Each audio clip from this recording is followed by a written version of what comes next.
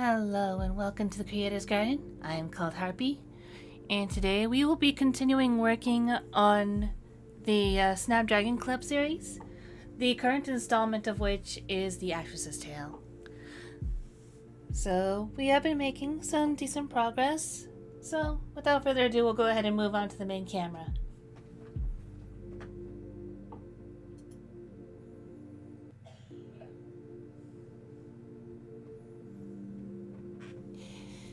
And as you can see, this page has already been partially colored.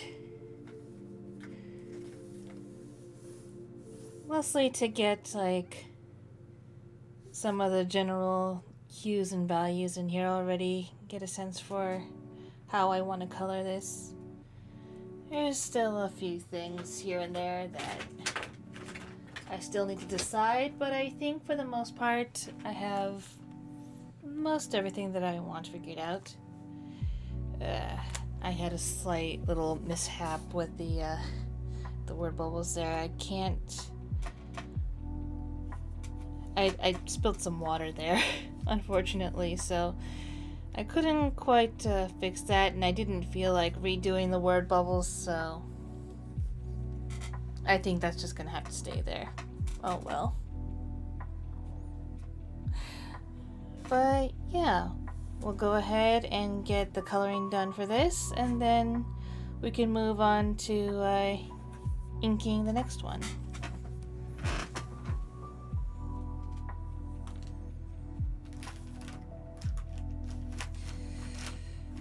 I'm a little bit wary about putting things over on that side because I have a tendency to drop my markers on that side of the table.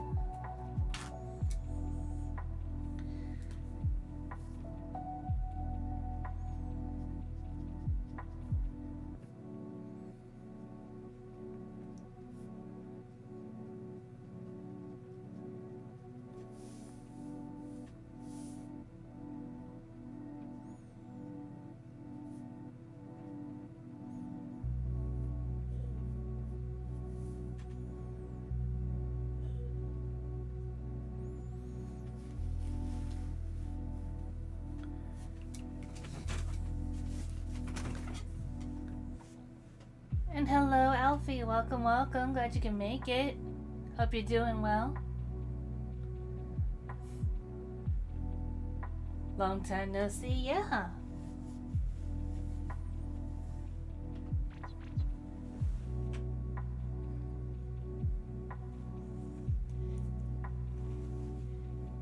Also, I believe if you haven't been here for a while, or maybe you've just been lurking, but I did do a couple of changes.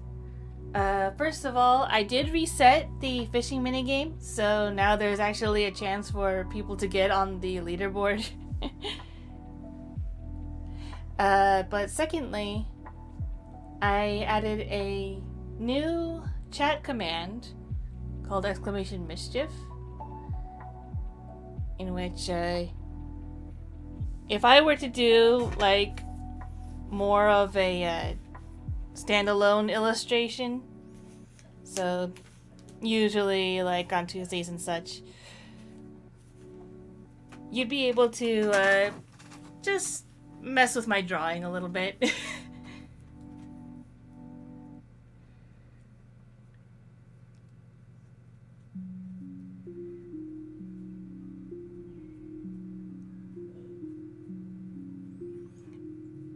I don't know. I just thought those were like possible things that could be fun for people coming in.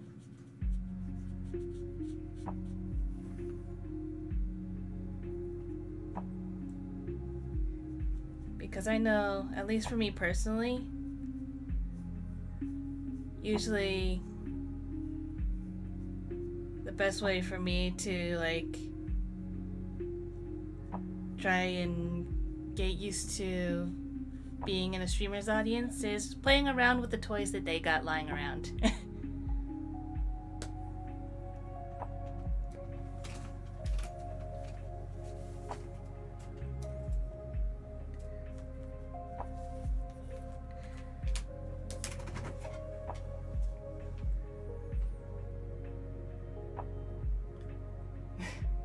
Sounds interesting. I may. Oh, and I just see. I just saw the maid cafe. Got the vote. So maid cafe it is.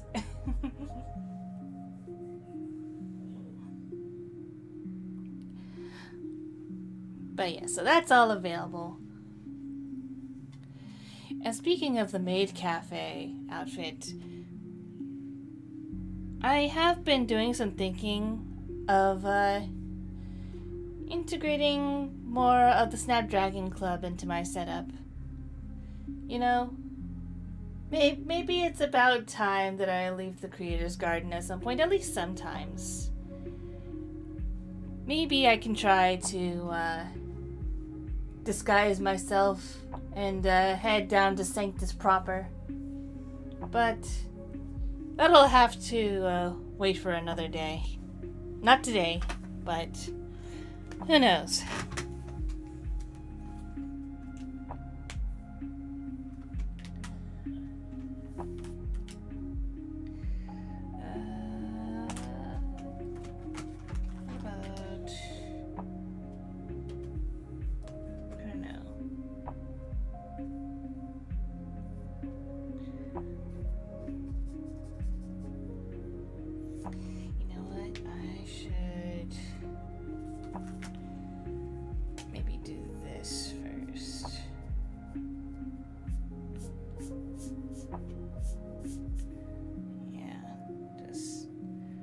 Try to properly block it out a little bit more.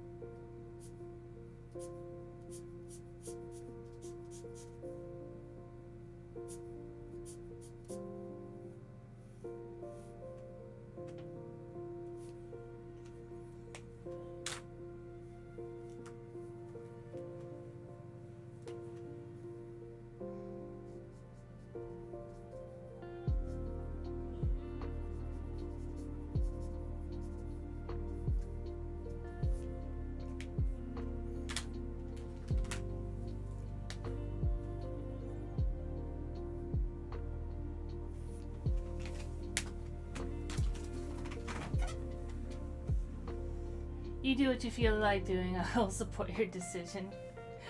Well, I appreciate that very much.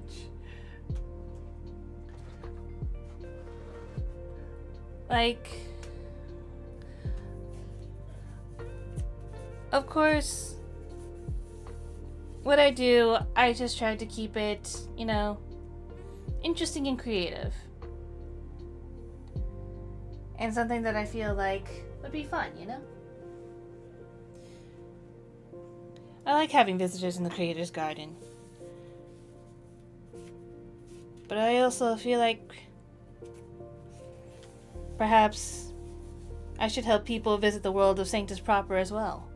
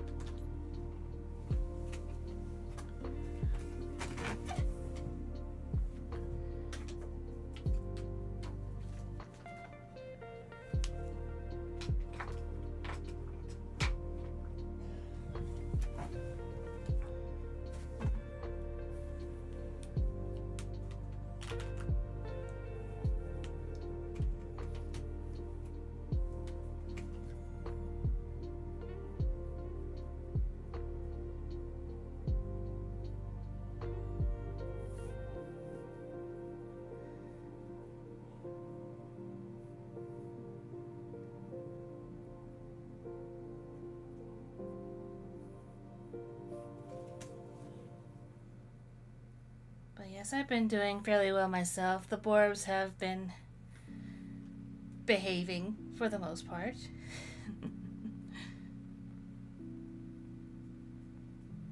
And I have been dabbling in a few different hobbies here and there. One I mentioned prior was getting back into sewing. Well, I say getting back, but really it's more dabbling. I can't say I'm any sort of expert when it comes to sewing, but I'm finding it less and less formidable and scary than I had in the past. And it's been fun.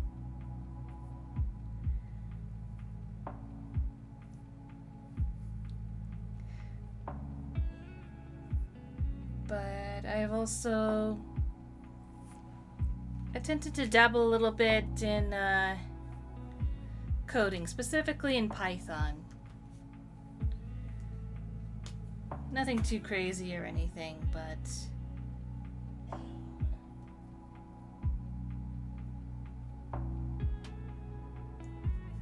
I hoped to, I don't know, maybe I'll get back into it. I don't have too many ideas out there. Or if I do,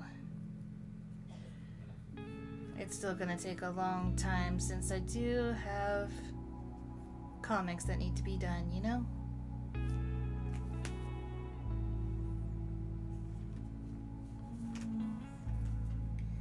Where's that horizon blue? I think that's what I need.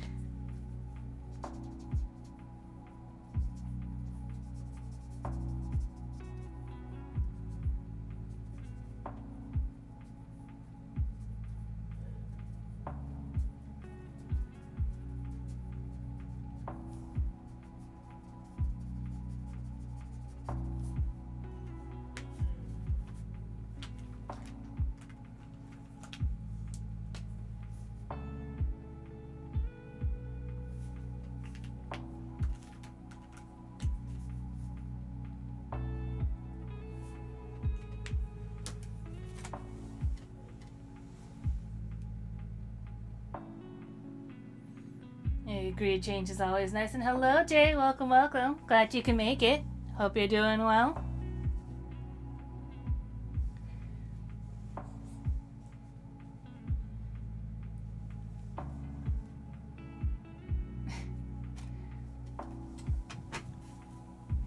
You came just in time to see me in the maid cafe outfit.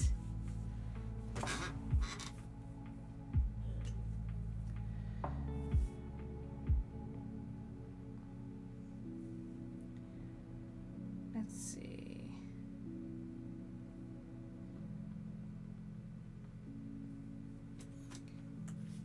I think I can try to go like a little back and forth on this one.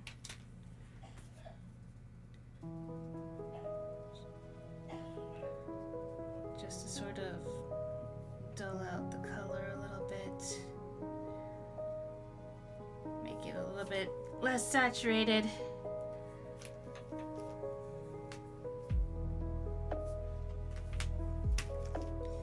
But I gotta work quickly.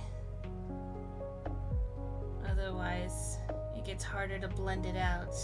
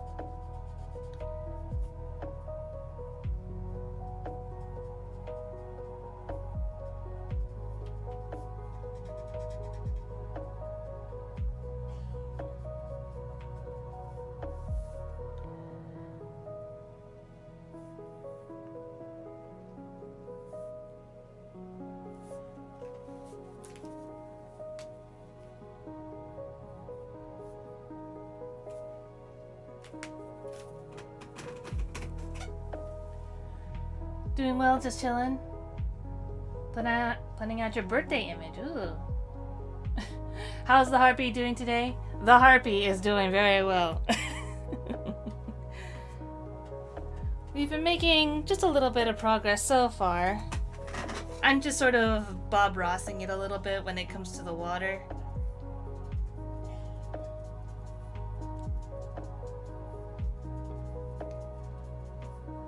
So, like, a little bit of technique, a little bit of feeling.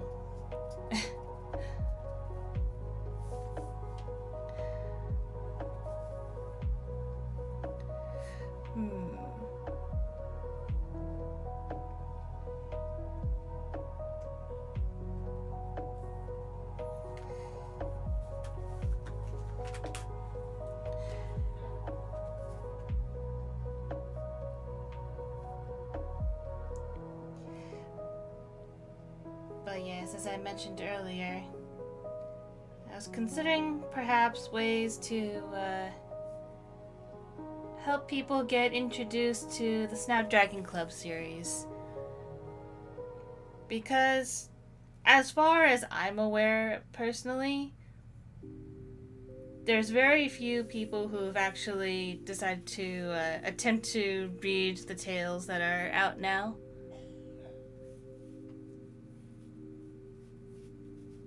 And I don't know. Sometimes I think perhaps that I'm just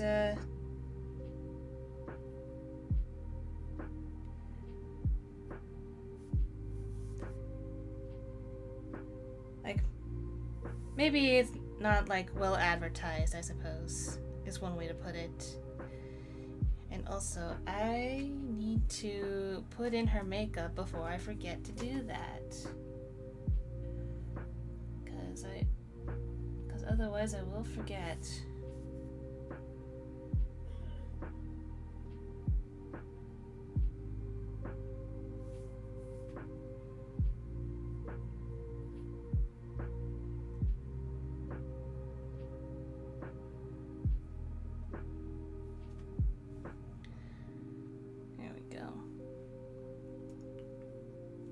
Just a little bit.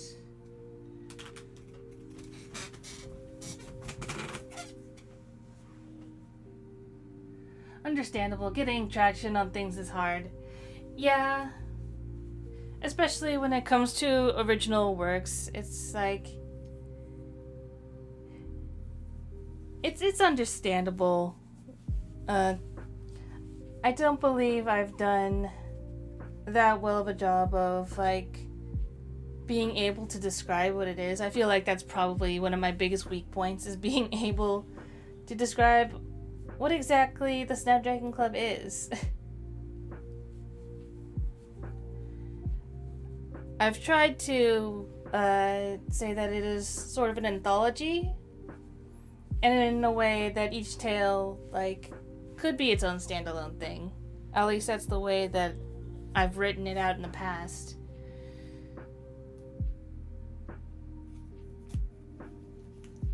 But I'm starting to think, at this point,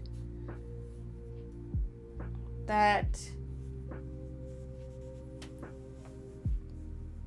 these tales are all sort of leading up to the one big story that I actually do wish to tell.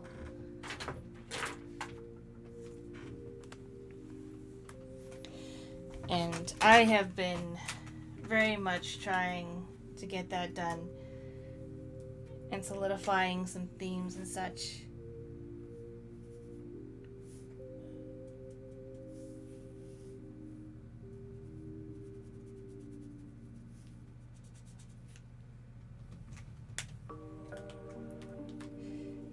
Not to mention a whole bunch of lore that I need to keep in mind in order for things to work out.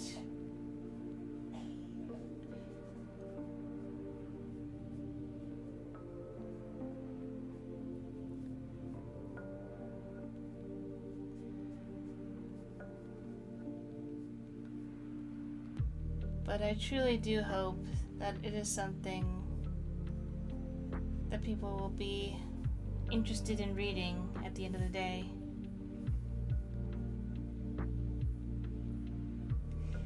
I think it is safe to say, without spoiling too much, that in its current state, in the way that I'm making the story, the general theming centers, at least in part,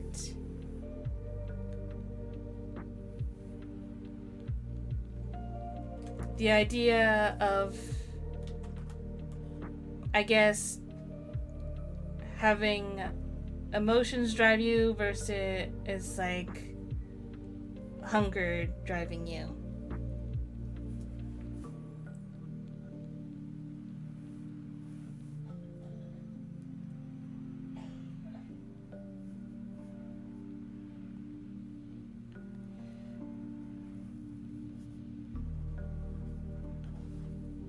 And that it's sort of more, it's not really a one or the other thing, it's more of a balancing act.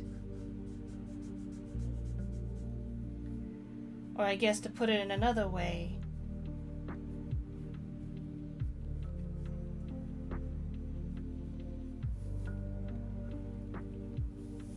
like how you can be driven to do something without it conflicting with what you believe is the right thing to do.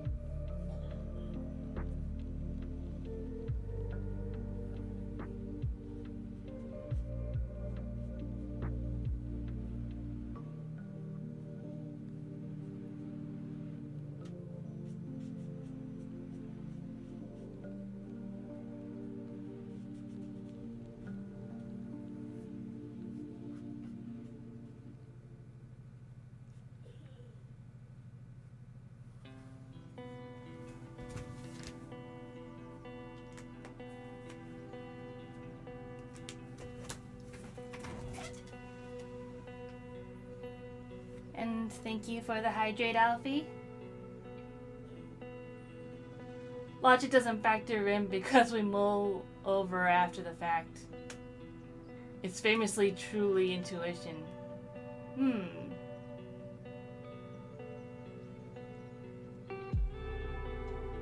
But also, hello, Mr. Pearman. Welcome, welcome. Glad you can make it.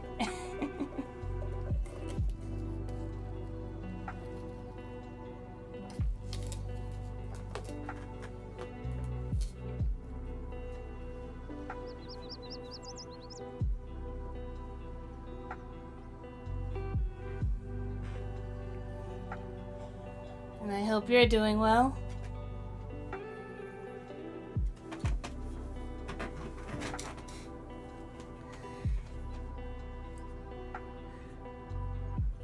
Was just talking a little bit more or less about the direction I'm trying to go in when it comes to the future of the Snapdragon Club series, as well as how to introduce more people to it.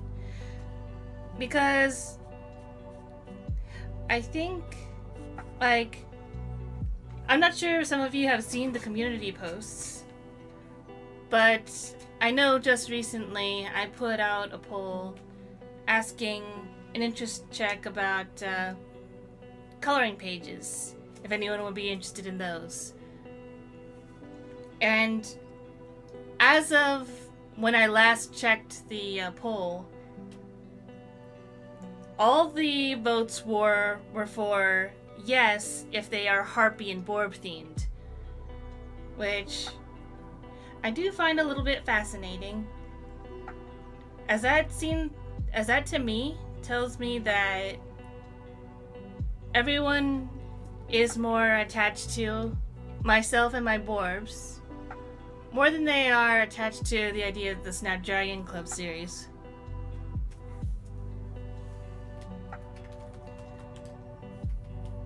At least that's what I'm getting from it. I could be reading it completely wrong.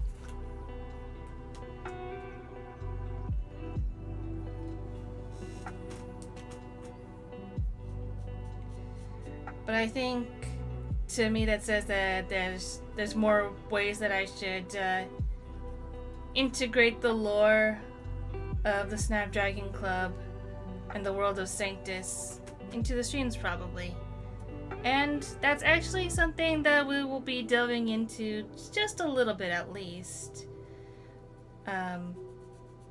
Starting next stream, I believe.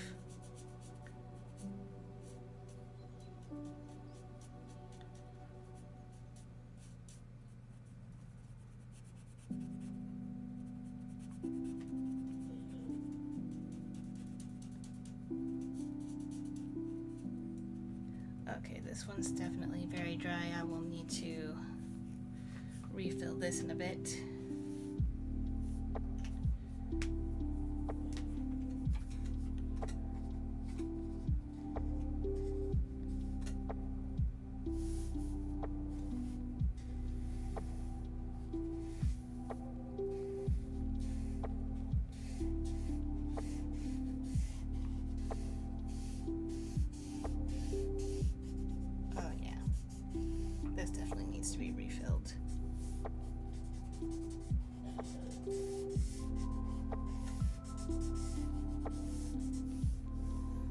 Especially for the amount of places that I need it in. This definitely needs to be refilled. And I think this one too, actually. So I will grab those really quick.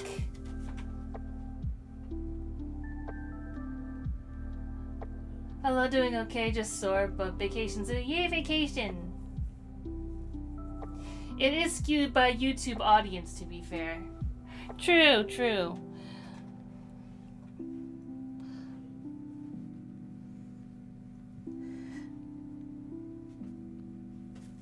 Though I don't know. I don't know how many people, you know, find me via Tumblr than they do via YouTube, you know?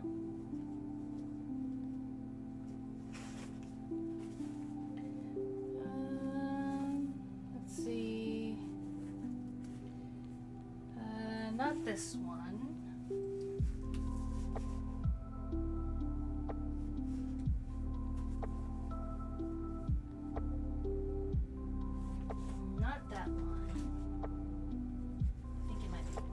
Actually, at least one of them is. Here's the raw umber. Now, where's the other one?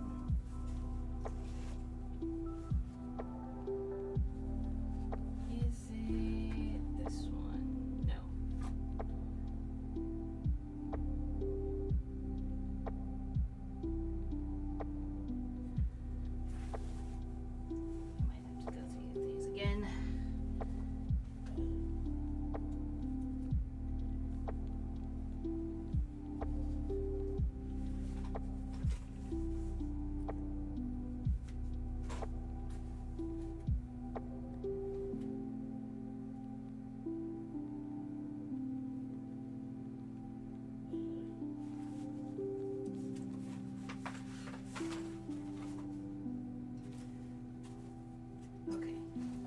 It was, yes, this one.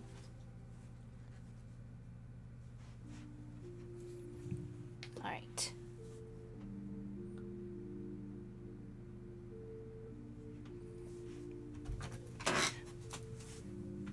Yes. So,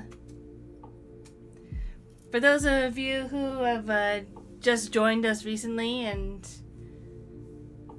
have maybe not seen my streams recently, I did do a couple of additions as of late. First of all, the fishing minigame has been reset, so there's a better chance to get on the leaderboard now.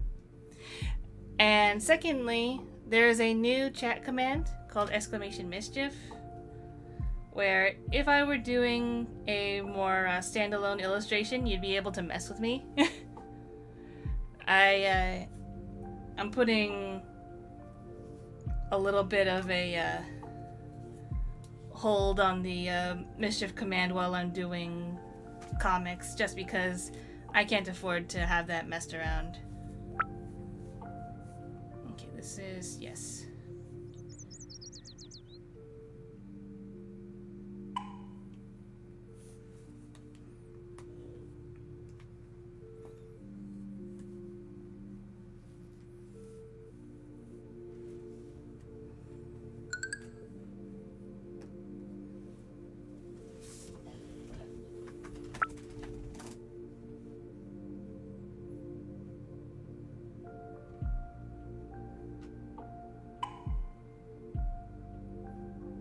they gave us the power to be brats. Mm-hmm. And you'd know all about that, wouldn't you?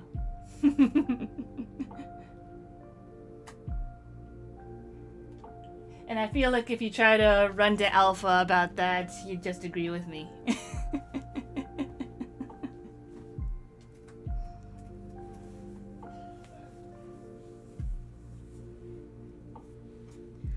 For those who don't know, Alpha is another artist streamer.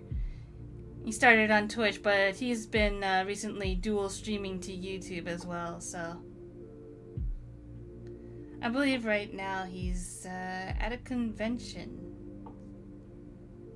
So I wish him luck on that.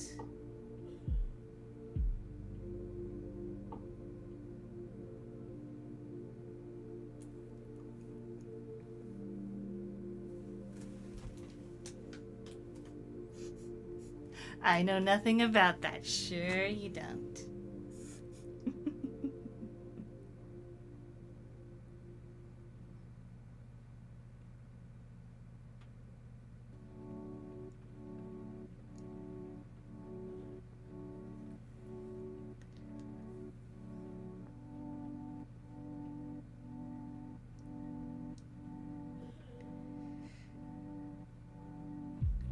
The rain sound effects are a little bit proper because I am expecting rain in the Creator's Garden soon enough.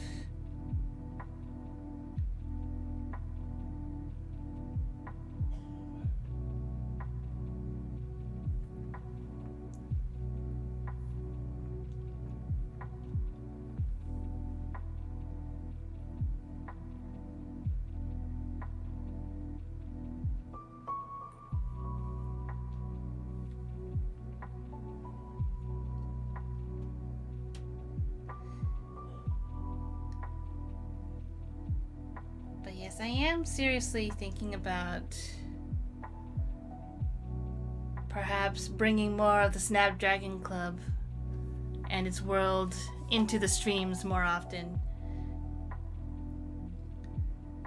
Because initially I wanted to keep things a little bit separate, just because I feel that meddling in stories is not really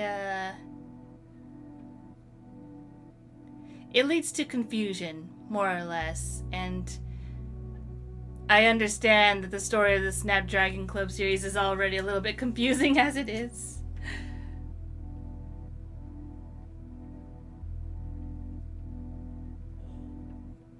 But I think it could be fun.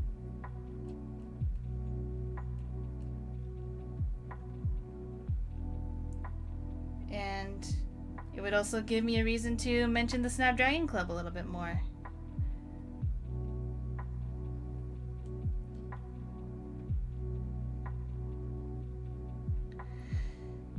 I have to be a little bit careful because if there's too many air bubbles coming up, then there's a chance it could just leak over the side. And we do not want that.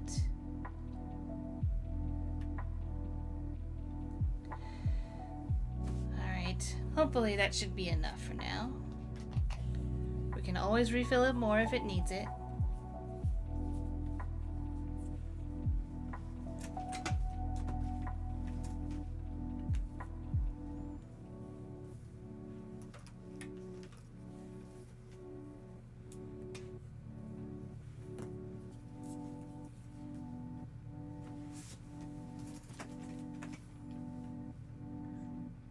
You're just Harpy watching. I once had a Picarto, but I don't hear of people doing that anymore. Yes, actually, I have another artist friend who is actually in the midst of moving to Picarto. Novus, I believe. They used to be on Twitch, but, you know, Twitch had the whole thing with opting in people to having their streams training AI and all that, so they are in the midst of moving house, we shall say.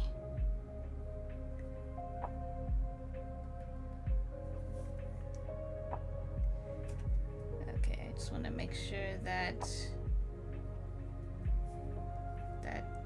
all gets in before I move on.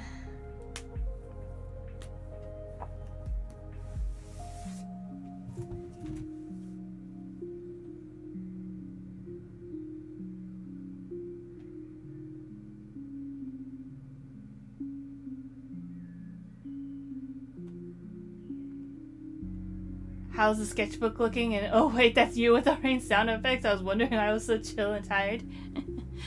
I mean, I do love the soundtrack as it does come with the rain and the sounds of the birds chirping. Because yeah, I do have those elements in my stream. The borbs, and I found a way to add like rain droplet effects. It's more visible during the break time screen, but I like the raindrop effects.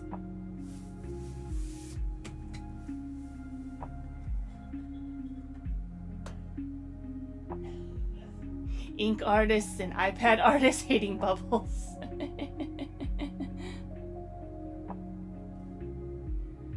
I use Picarto sometimes when I want to make some different art on stream. Do you want a robot or a lunatic moderating you in what YouTube versus Twitch boils down to, from what I keep hearing?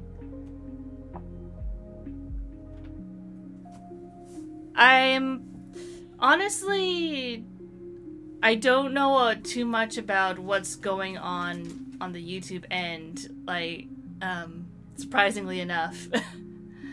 I don't know if I'm just, like, I think for some reason the news about whatever is going on with YouTube has completely missed me. I know, like, the only thing that I've heard is about the views seemingly meaningless and some animation channels getting bonked.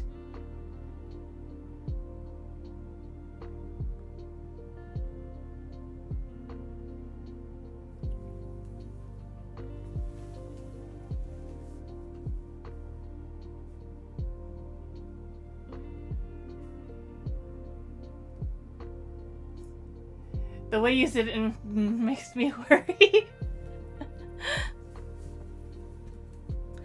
Well, I mean,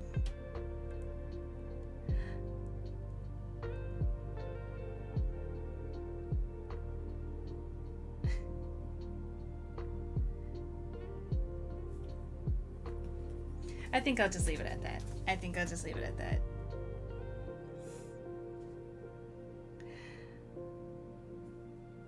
But yeah, when it comes to YouTube, at least for me personally, like, for those who don't know, yes, I am against the use of generative AI in artistic spaces.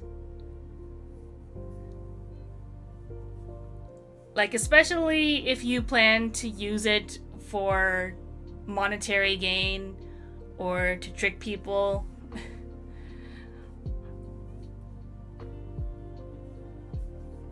Like, it is not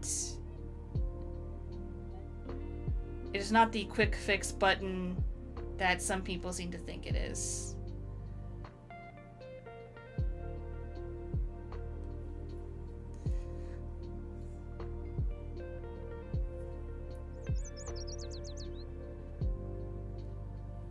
And while I do not agree with all of YouTube's policies, the reason I'm still on this platform is because I know it still has a large reach. I mean, I'm still on it because I still watch videos on YouTube. regardless of whether I'm going to get monetized or not, is beside the point. I'm certainly not banking on getting monetized anytime soon.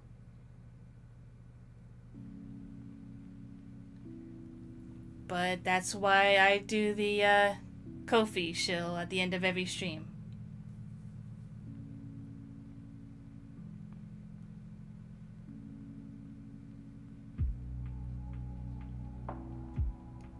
Which, since I brought it up, I will mention that I did add a couple of things to Ko-fi.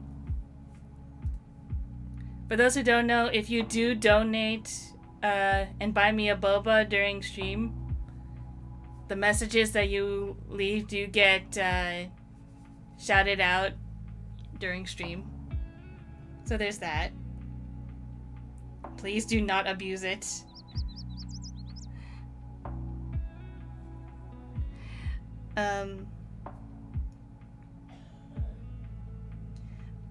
But in terms of things I offer, I did add 3 coloring pages,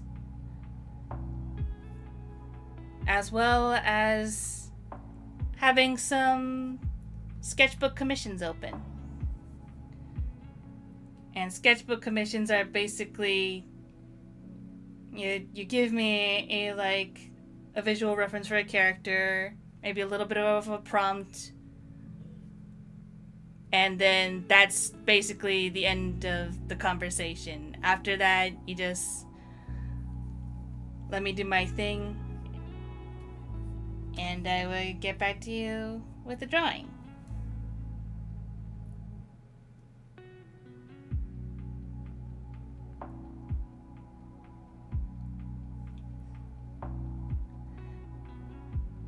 Personally, I do like the idea of sketchbook commissions, because then there isn't too much waiting and back and forth.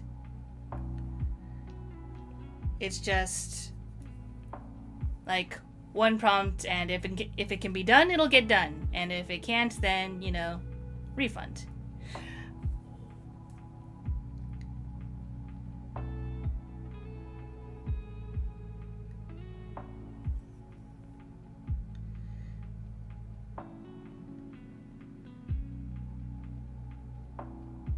Okay. I have no idea how long I've been refilling this marker, so I'm just gonna stop before I overfill again. Because sometimes I do that.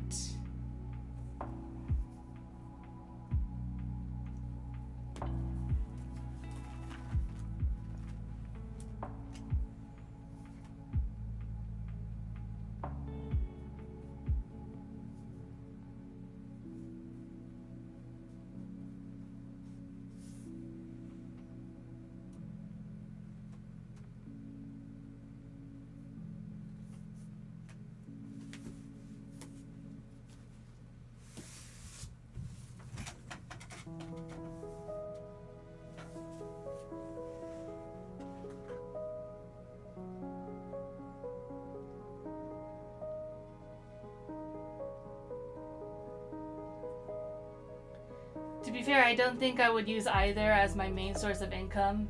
Maybe I should try it with that in mind. I mean, you certainly could.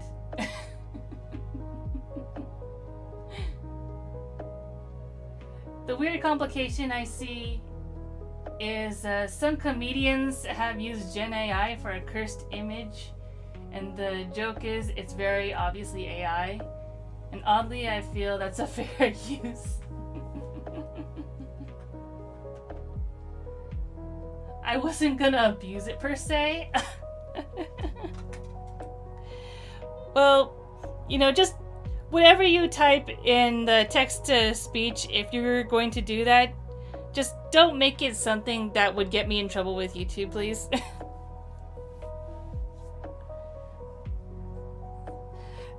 I can turn the text-to-speech off if you do that.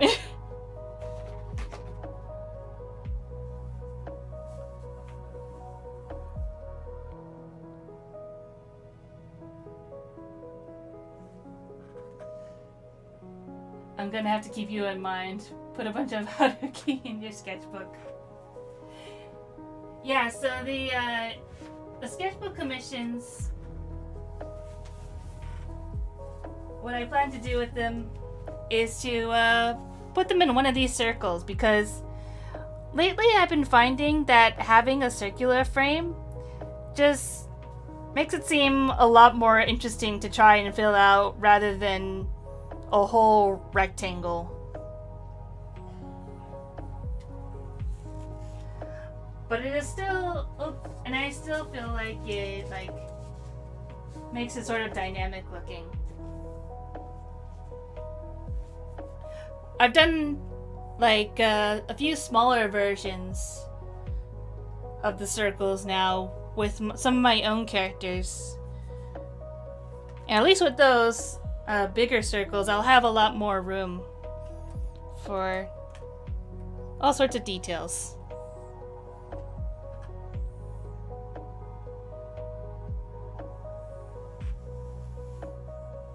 Oh no, I wouldn't do that. I have a brain. I believe you. Don't worry, I do believe you. You're mischievous, but you are not malicious.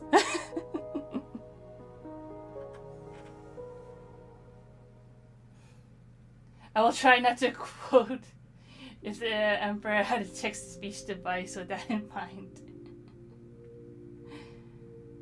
Turns out the Emperor had a lot of unfriendly things to say. Oh no.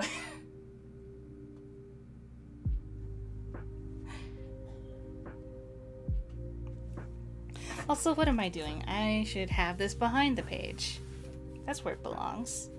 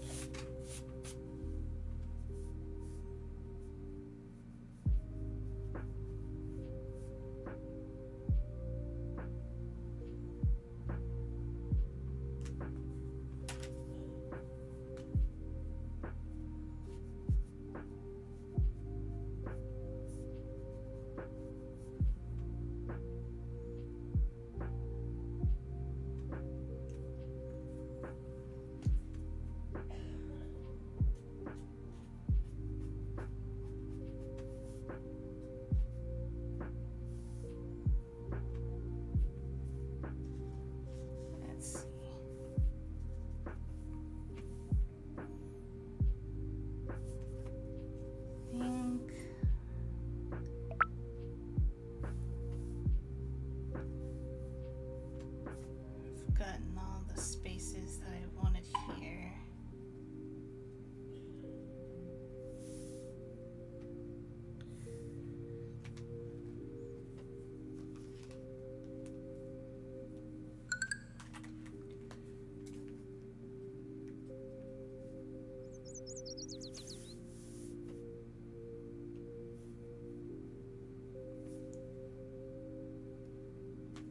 Go.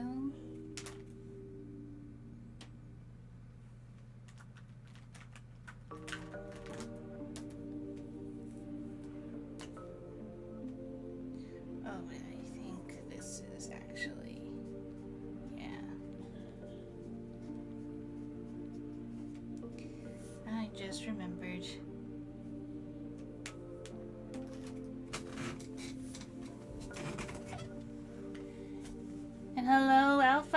Welcome, welcome. Glad you can make it. Hope you're doing well. Are you setting up for a convention?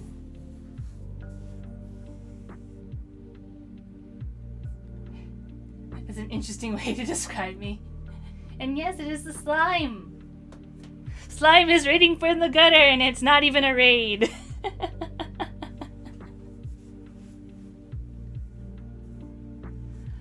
Would you like me to describe you in more interesting ways, Jay? See. We've already gotten into the Jay is a brat talk.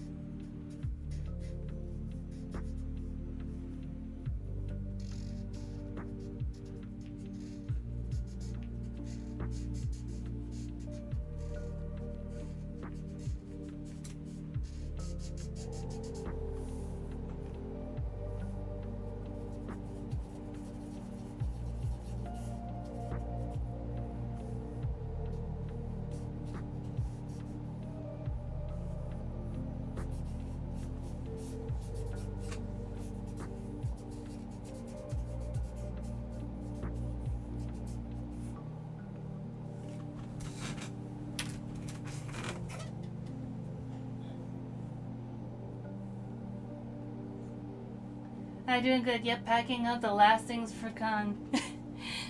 Awesome. I hope it goes well for you. I'm rooting for you.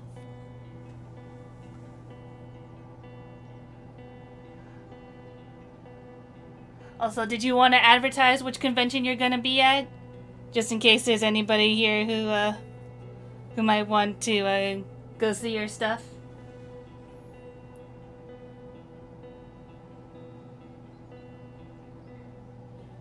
I've been chill this whole time. Oh. I'm not sure I can even repeat that one.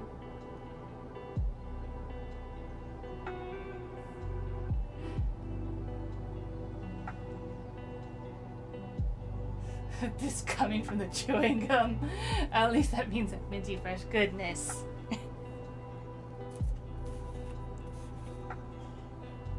So this is what happens when we get both Alpha and Jay in the chat.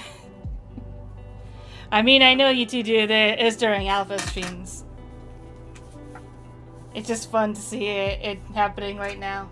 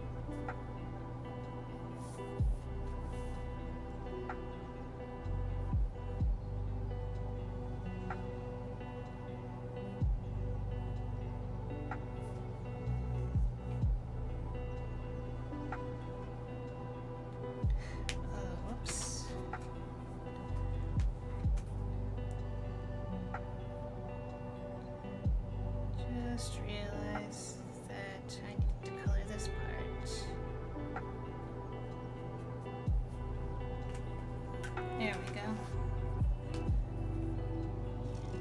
More.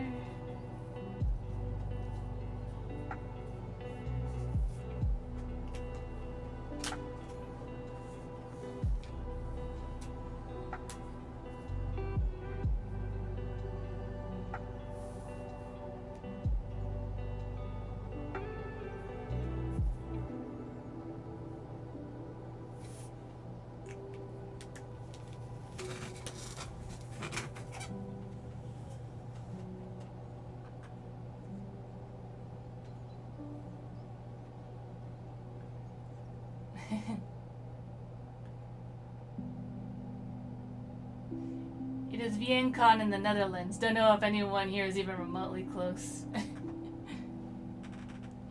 I mean, you know, just in case there's like any VOD watchers that happen to stumble upon this hours after the stream ends or something.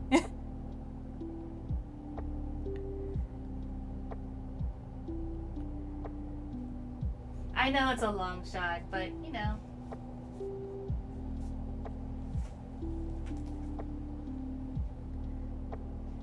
I'd like to hope that any little bit helps.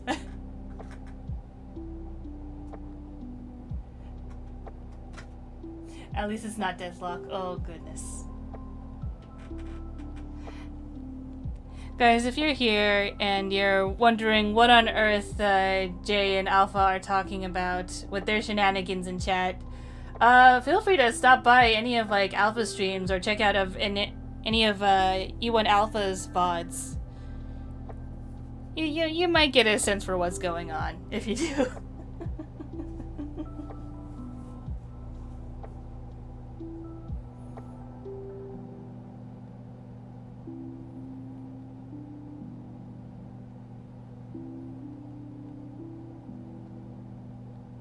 Yeah, although I did make a sketch again. Not sure if you like it enough, but well, be afraid. Oh no.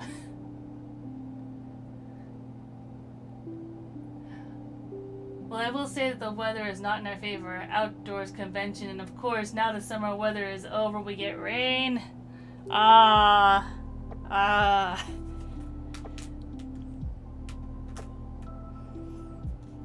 is some tough luck.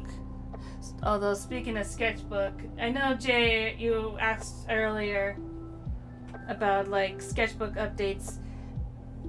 I mean, mostly I've been just drawing on sticker paper. I mentioned before how like drawing inside those like tiny circle frames has been like really putting my creativity in gear. And it all started out because I was drawing circles on sticker paper because I wanted to decorate a pop socket.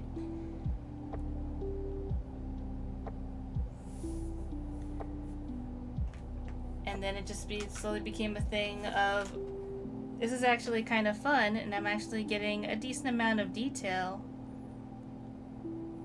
in these stickers. And you know, that's how much detail I can get within like a small amount of space. Imagine how much detail I can get in a bigger space. And that's where the idea for the sketchbook commission prompt came from.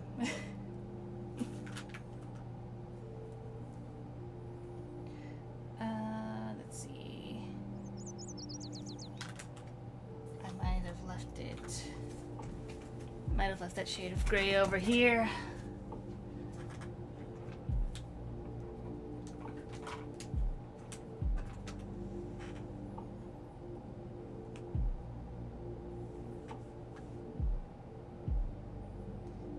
Shenanigans is quite apt. Best descriptor possible for it. Thank goodness Hikari doesn't take part in that. Hikari is too kind to get into that. Well, it's... I don't know. Is it kindness?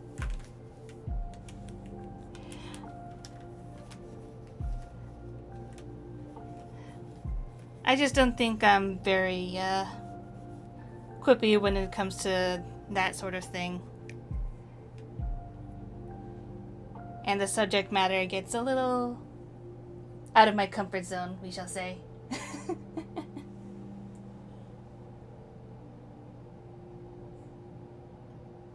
How is sticker paper with marker? Surprisingly well. Let's see if there's anything that I can possibly share.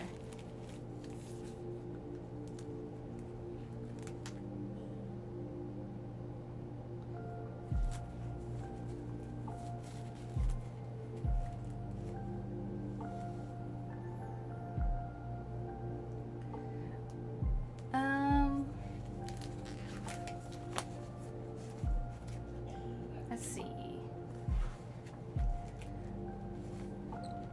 I think I will share this sticker of Scotty.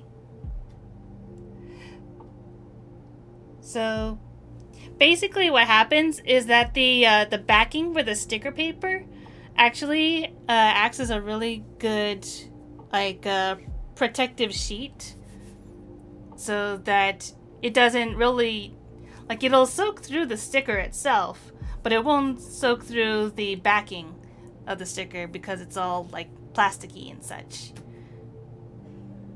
And generally speaking, it does, like, maybe there's like a little bit of bleed here and there just because the paper is on the thinner side. But it's still really fun.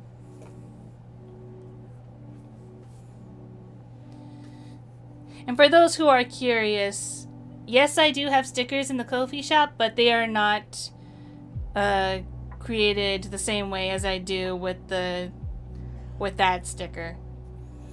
The Ko-fi stickers are more they were designed traditionally, so that is, you know, I did use alcohol markers to color the original design and whatnot. It was all traditionally designed, but everything else is, like, you know, more professionally cut out.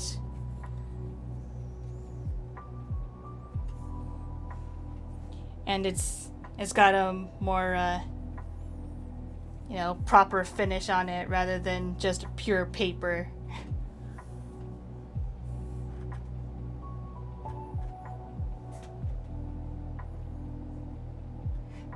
Kind, shy, name it how you like.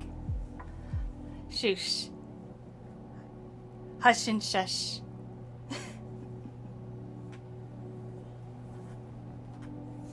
It gets a little spicy. Yes, it does. Actually wondering how markers will behave on canvas. I have a few small ones laying around, and I might try it. I actually have no idea. It might be more difficult depending, like, on the canvas, but you let me know. You let me know how that works out. I've been wanting to do that too, since Alpha won't share the Aimiko bunny. I gotta make a Haruki one for myself.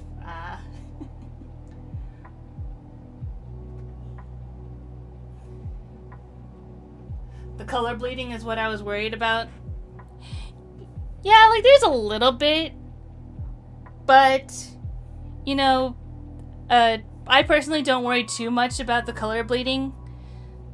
As, like, if the nibs are, like, small enough or you're, like, very delicate enough, it won't, like, spread too far. And if you do, like, end up doing what I did and drawing a whole bunch of circles on a single page, and if you plan on, like, cutting it out, then you can just easily, like, cut out any, like, excess that, like, spills over. So yes, it spreads, but if you're careful, it won't spread that far.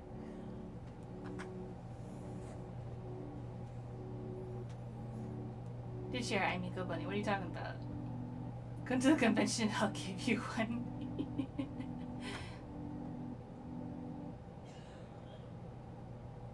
What was that pink shade you used anyway? Talking about the pink on the Amico, but you want the hex code for the color. Yes, for those who don't know, Alpha has his own 3 girls. Let's see, it was Kara, Aimiko, and Emmeline. They're all very beautiful. I'd love to see it.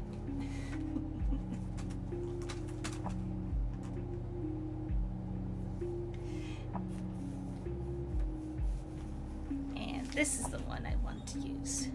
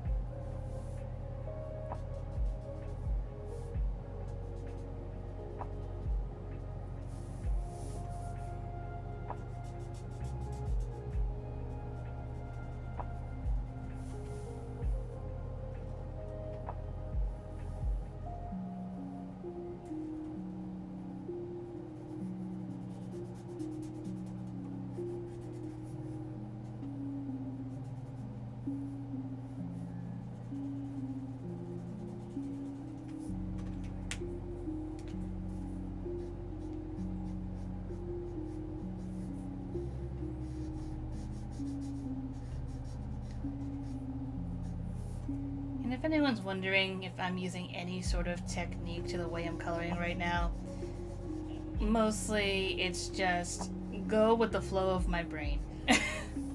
That is mostly what it is.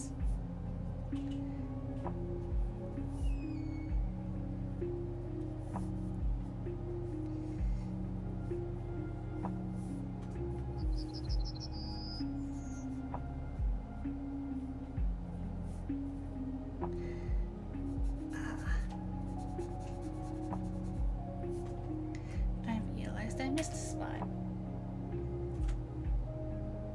Where did I put it? Right here. Not that one.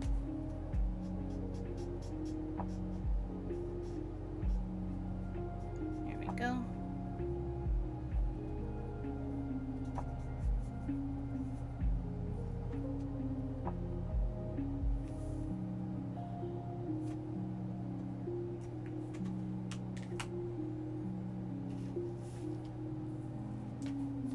See how this works out.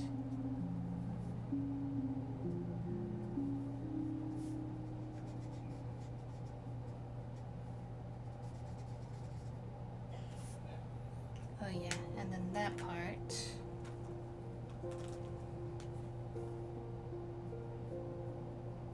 Yep.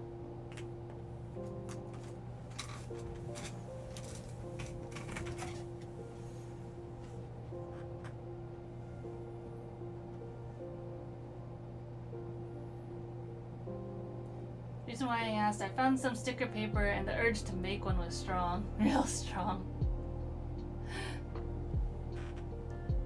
I mean, it is really, like...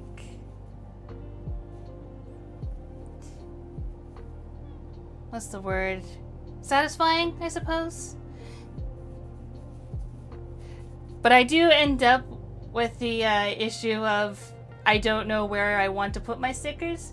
Which is why I personally decided to get a sticker reserve book. So I have a place to stick my stickers until I want to, like, place them permanently somewhere.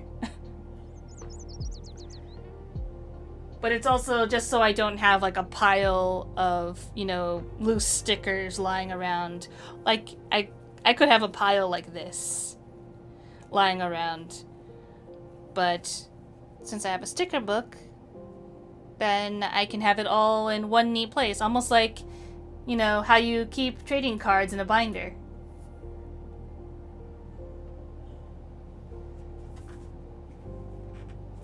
And, you know, generally speaking, stickers can be smaller, so it takes up even less space. So that's why I personally, when I like supporting artists or just looking maybe even for fandom related things, usually what I tend to go for is stickers, just because, you know, they're smaller and most people would have room for it or have a place that they would like to put them.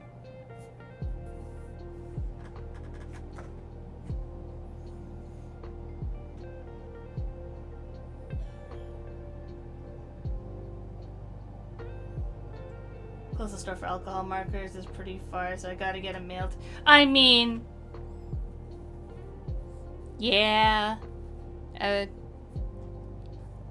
Full disclosure from the artist. The original alcohol markers that I got was bought online. So, you know.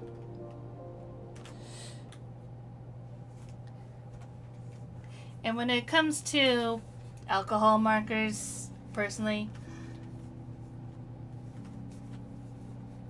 I feel like just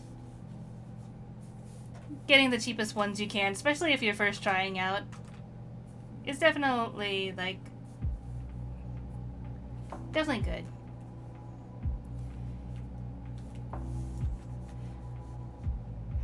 Like, if you can, try to get markers that do have a brush nib, though. Just because I feel like those lend themselves a little bit easier to blending. And especially if you're first starting off. But I have grown to love some of the ones that also come with the fine tip nibs as well.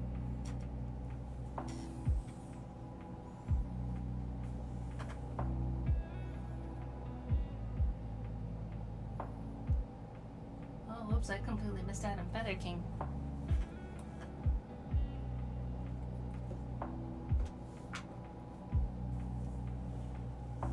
My technique is, I don't know, wing it, I guess, when doing backgrounds. That's fair. At some point, you know,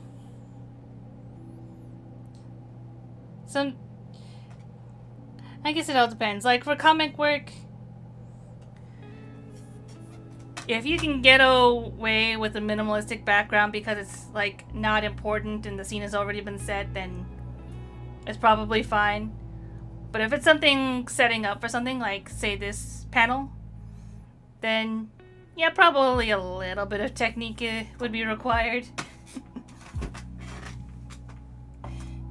Actually, now that I'm looking at this, I think I need to blend this out a little bit more.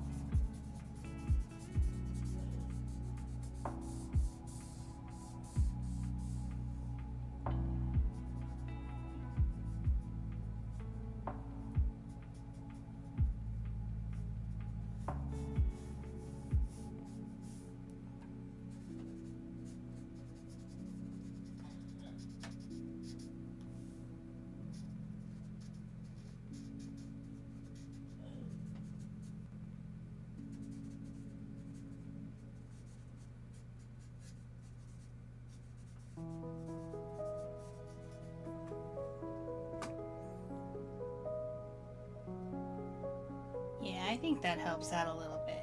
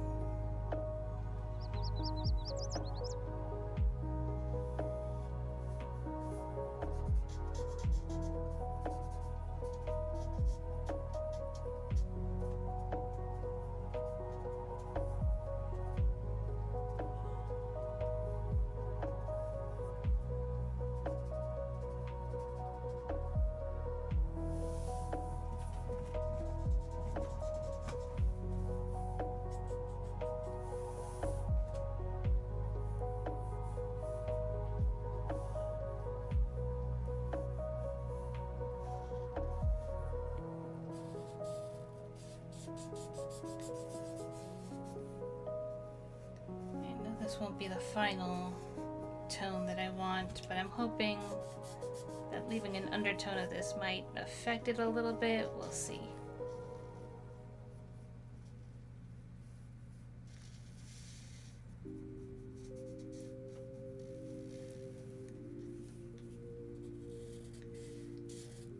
Sometimes it can affect the color a little bit, or sometimes I just end up spreading the ink around.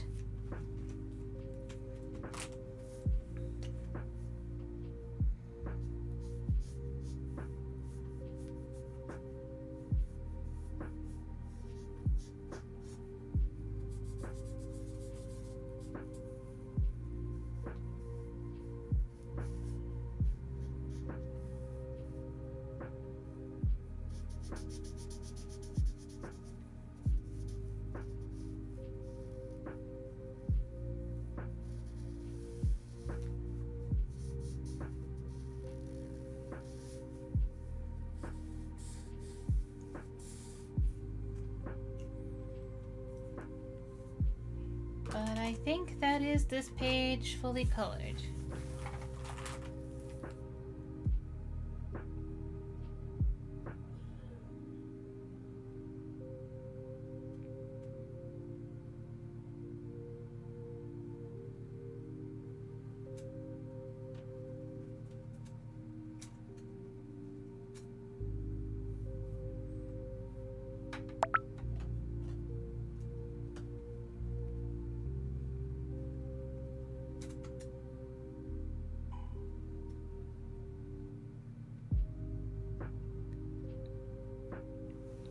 Regardless, I do think the middle panel was the most fun to color just because,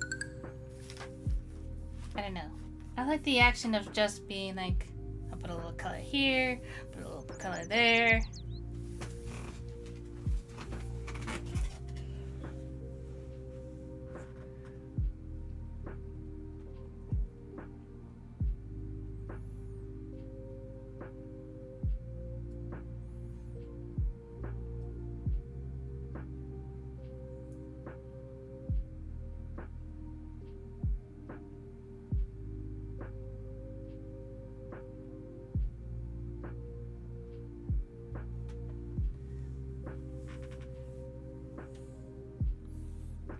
The finish is on saying on the stickers?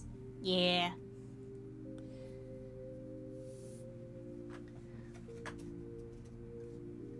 That's why I really do like the stickers that are on the coffee shop.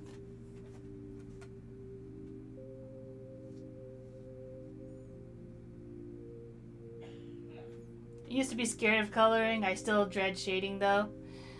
That's fair. I'm still like learning how to properly like do shading and lighting.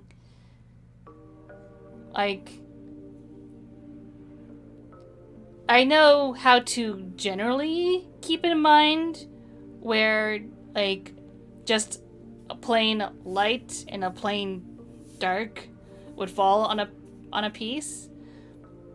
But then keeping in mind, like especially if it's a colored light, then you have to think about, okay, well, in this colored light, what color would the resulting light make all the other objects around it?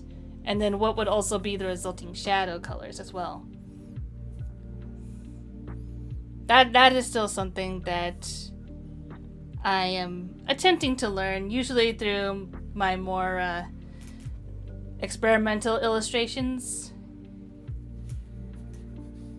So every now and again, I will attempt to do something a little bit like that.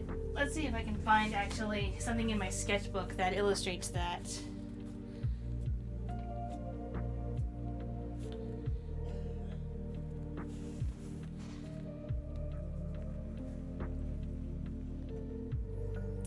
I mean,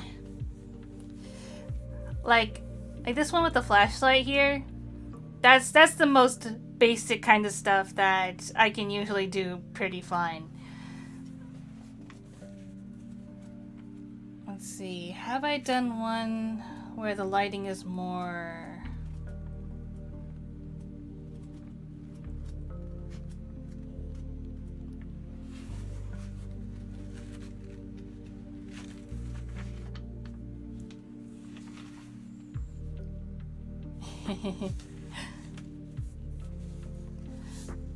Well, I found more circles.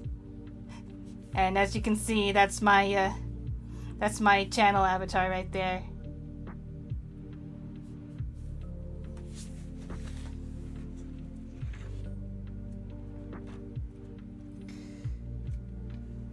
Okay, a lot of the past ones are just sketches.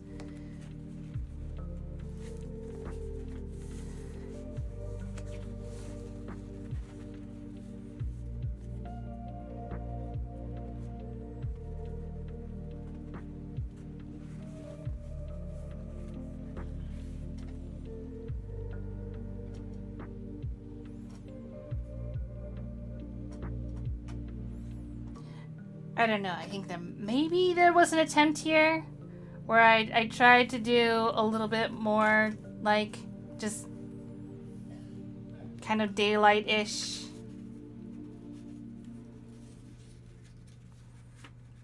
But I'm still not sure. Or this one.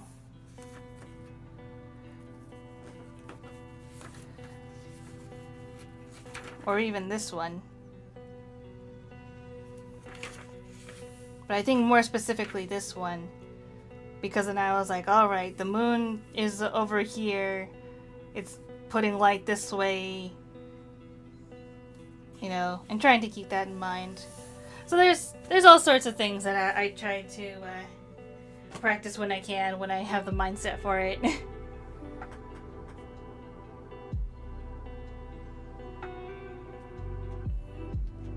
The longest time I would only draw in grayscale. Slowly built up my confidence in both digital and physical media with colored pencils. Yeah.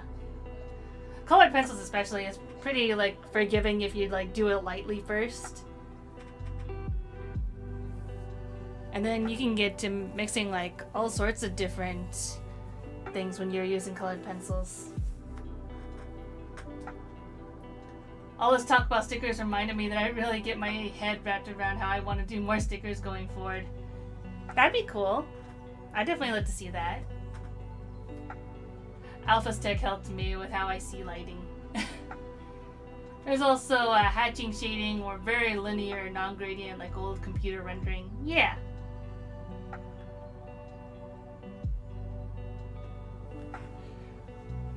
So see, it's all about finding which versions like speak to you and what do you think fits your art style more, and then just going with it.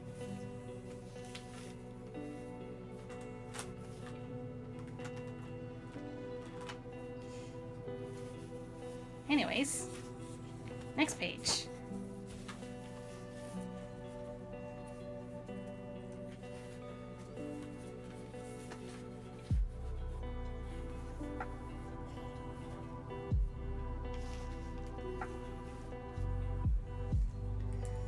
This is just gonna be mostly me finalizing a lot of inking lines, so bear with me.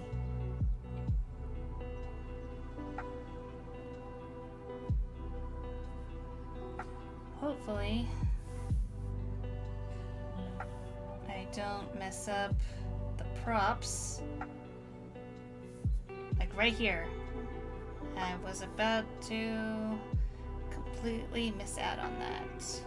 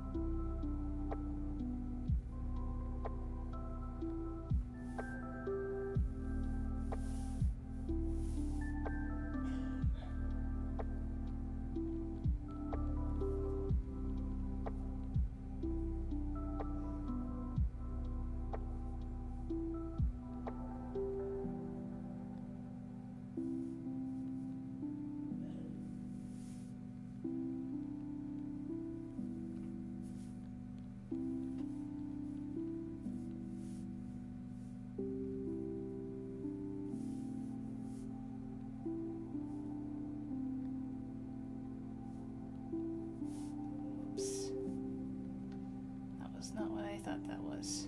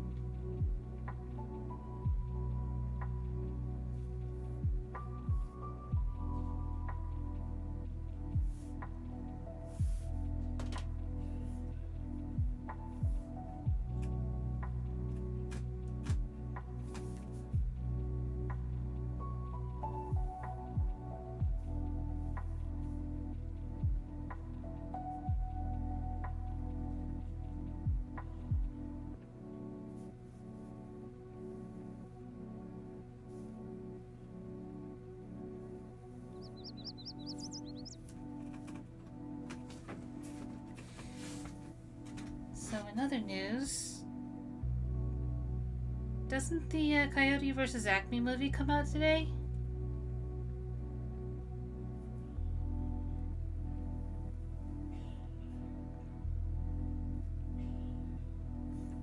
I do plan to go see it eventually.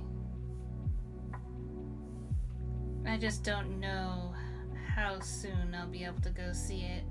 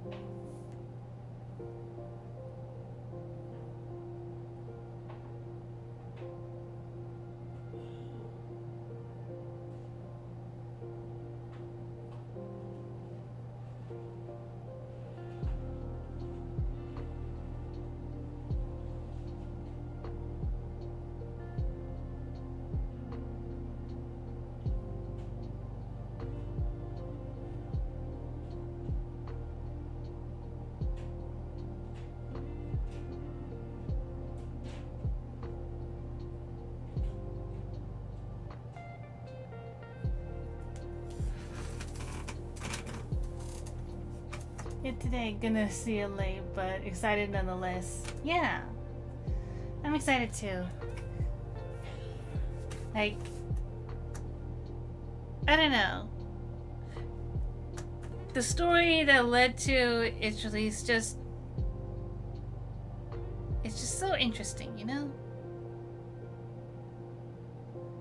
It's almost kind of like how the Sonic movie started out with a not so great design, and then they fixed it. And now everyone wants to see it. And I think it's kind of a similar, at least publicity, I suppose. Where it's like, well, this movie was about to get shelved, but then it wasn't. And now everyone wants to see this infamous movie that was about to get shelved.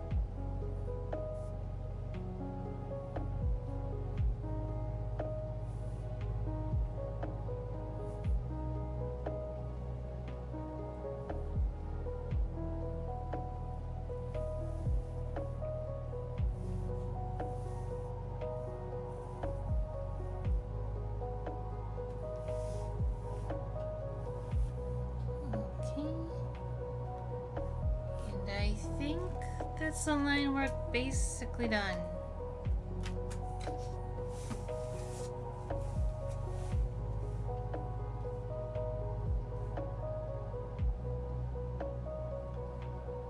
My dear, that's a new conspiracy theory. WB knew that this would happen and it would be the best promotion. I mean, that was the conspiracy theory that went around for Sonic as well. But that would be... that'd be one heck of a gamble, you know?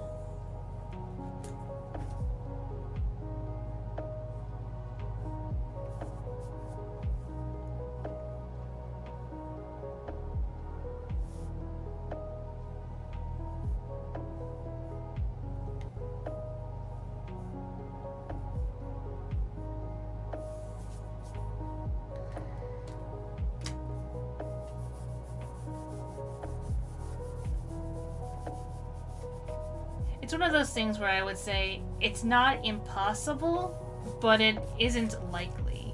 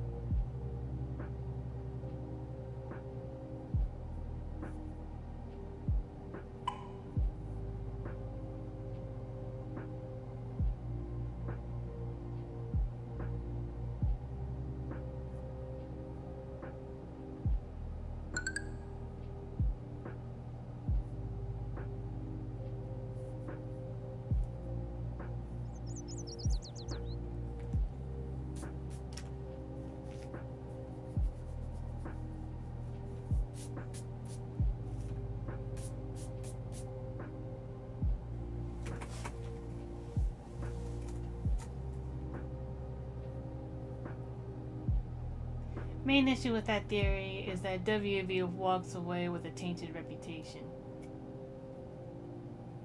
I mean, yeah, basically. Especially since, like, Coyote versus Acme isn't the only movie to get the shelved for tax purposes treatment. Like, I think they mentioned, there was mention of like other movies that were also like, that also got canceled or otherwise, you know, production halted. I'm not sure if there was any other movie that was completely finished like Coyote versus Acme was.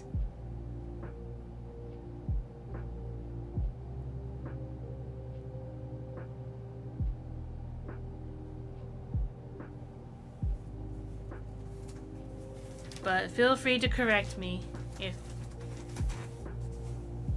there was anything I missed.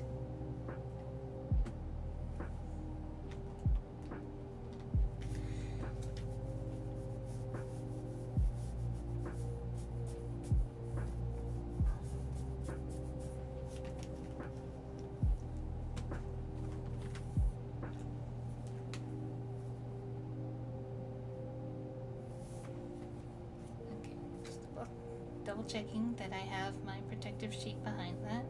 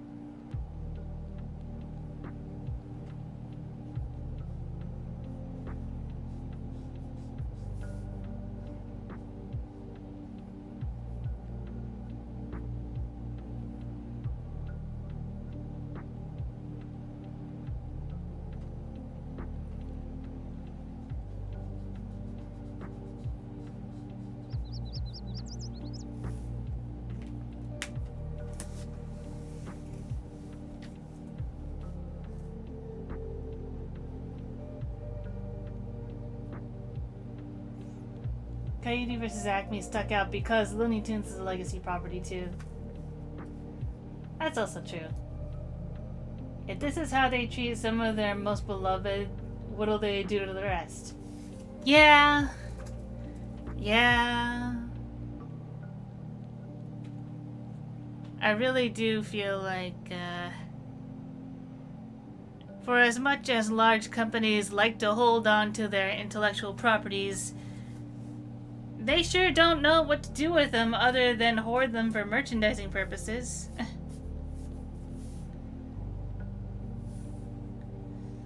It's like, are we going to make any more movies or cartoons based off of them? Maybe, maybe not. But you'll certainly see their faces on all sorts of t-shirts and all sorts of other merch.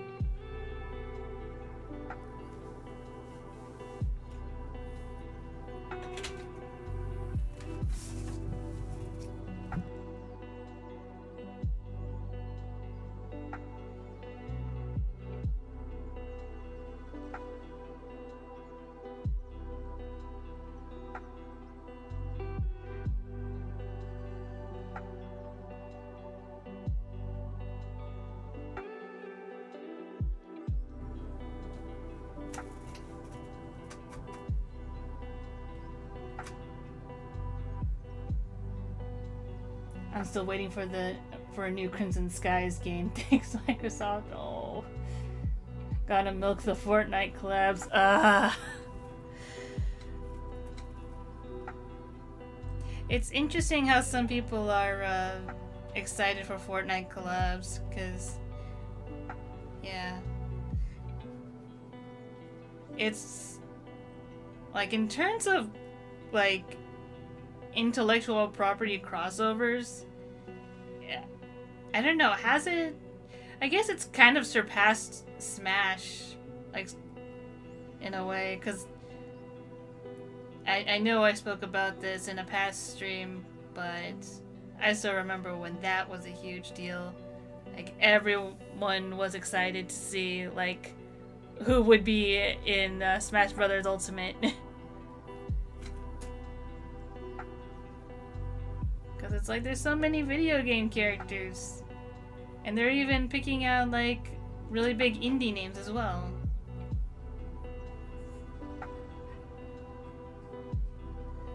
I think one of my favorite ones still was how much hype there was just for Sans from Undertale to have a Mii costume.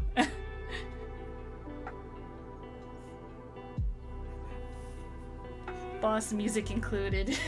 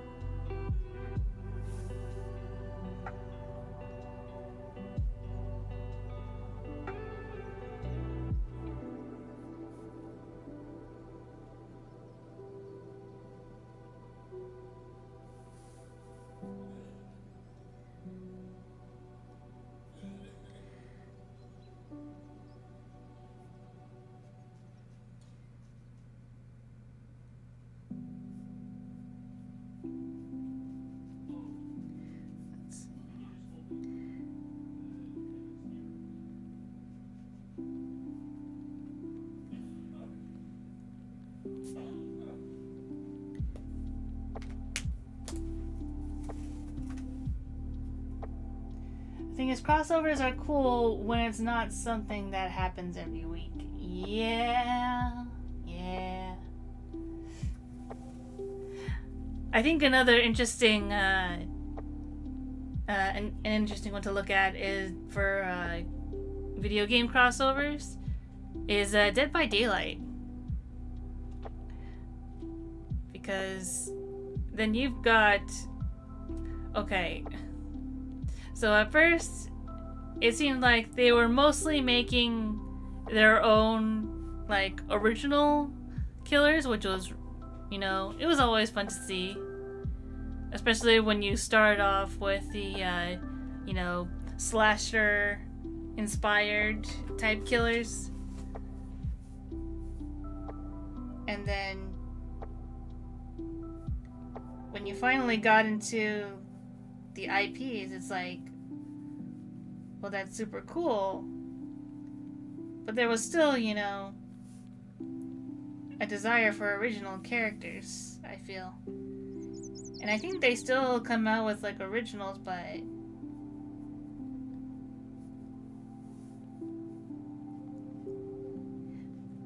I don't know. I don't stay too up to date on Dead by Daylight as well, but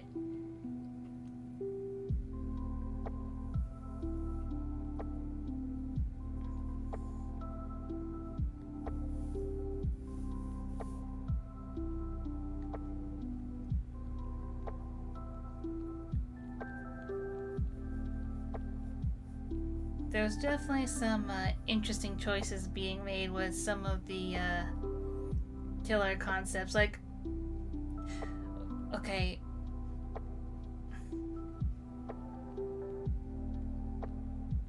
they had they had two Stranger Things collabs.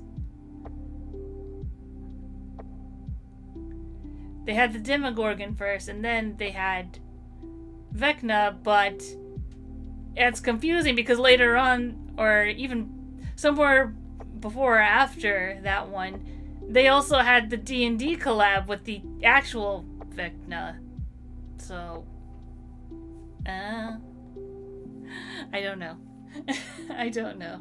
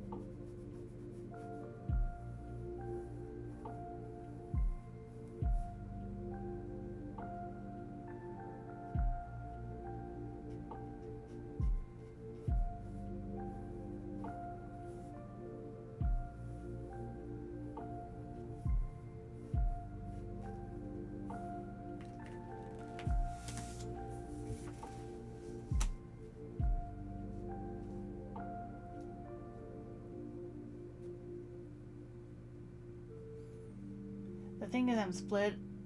Between Magic the Gathering having all these crossovers is making it forget its original identity, and dang, I want the Sonic cards. Yeah.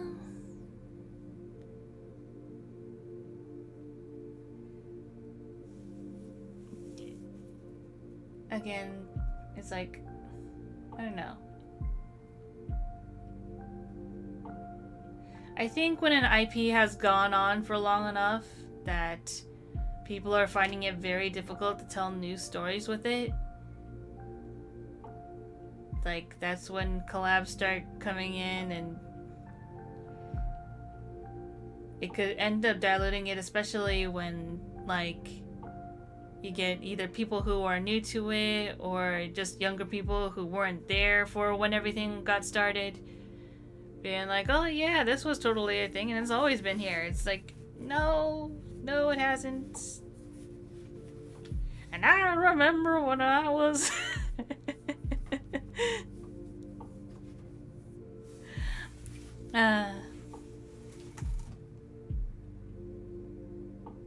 Hashtag not my Vecna.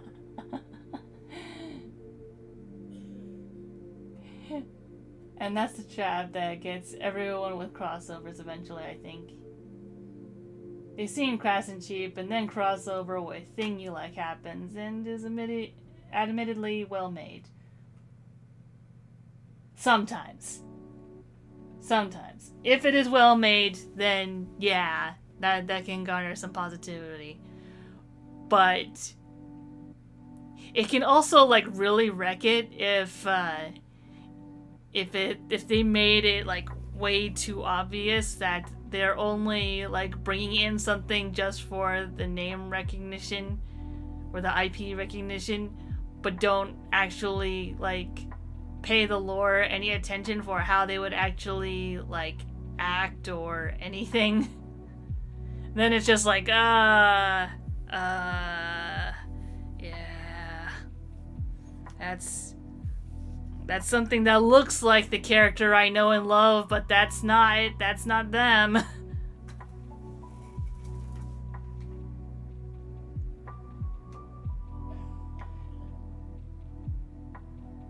think there's a Frankenstein versus Dracula movie, to be fair. I mean, look.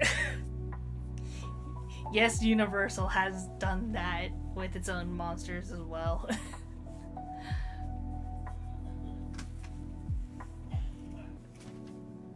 This ain't new. No, it is not new.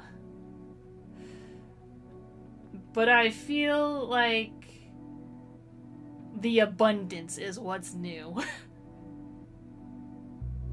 It's not that the concept of crossovers is new, it's just how often companies seem to be using it as a marketing tool, and how, and I guess like how easy it is for people to see all the advertising all at once and be like, hey, I just got advertised that there was like a crossover here. Why is there another crossover now?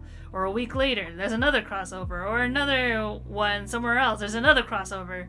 And it's like, then you get tired of it. Kind of similar with like live action remakes or you know, just that sort of thing. Where it just seems like everybody's doing it. And you're like, I'm tired of seeing the same thing all happening together all at once. Spread it out.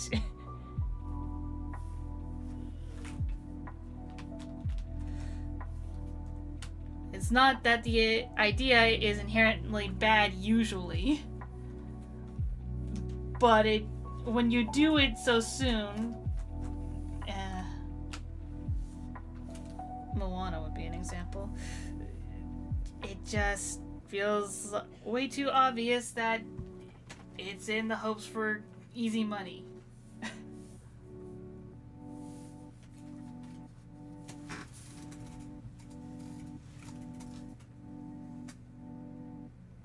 Best crossovers are pandering with references, to be fair. That's why Smash works. The love of every detail. Yeah! Spiral Mountain has collectibles everywhere. They were in Banjo-Kazooie. All the correct locations. Oh! Like, I've heard of Banjo and Kazooie, but I've never actually played any of the games. But I know, like, way back when people were still trying to guess like who would be next in Smash, that so many people wanted Banjo and Kazooie. So I'm really happy for those people. I really am. I was just happy whenever there was something I actually recognized that got in Smash. I wasn't hoping for anything, but I was just happy to recognize somebody because I don't know too many game franchises. So I consider that a win if I actually just recognize the character, and then I'm just happy that someone who is a big major fan, you know, managed to get their favorite in. And I think even Monster Hunter like got at least a Mii costume with Rathalos armor, because of course it's always Rathalos armor. It's like you gotta have Pikachu in a Pokemon game, you know? The abundance I'll grant, yeah. Guest artist is fantastic for comics, usually rare and used for gags promoting the other artist. Yeah. Those are always fun. My dream was Crash Bandicoot in Smash, but I'm happy with the roster we got. Yeah. I will admit, seeing Sora from Kingdom Hearts get in,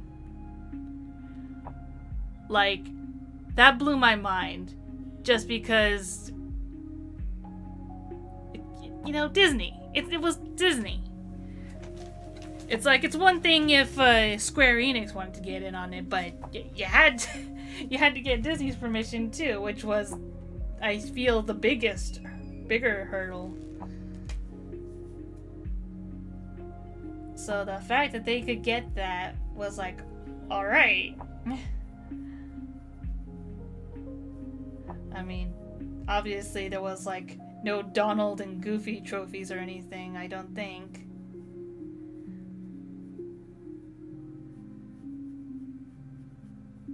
But it was still, like, just the fact that it happened, even if I wasn't going to play it, was just very intriguing for me.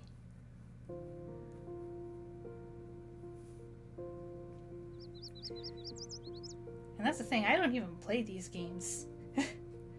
But I was still hyped to see, just because I was so intrigued as to, like, which companies would be willing to play ball with their intellectual properties and say, alright, I'll go in on this collab fighting game.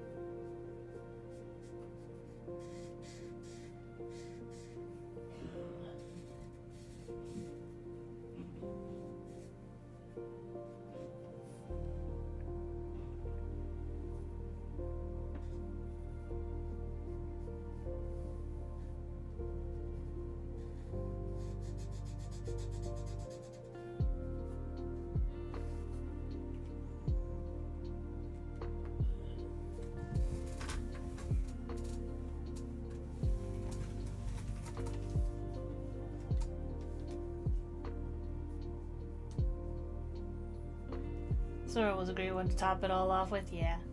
And apparently that's canon too, because the Kingdom Hearts creators are insane. I can't even with Kingdom Hearts lore. I can't.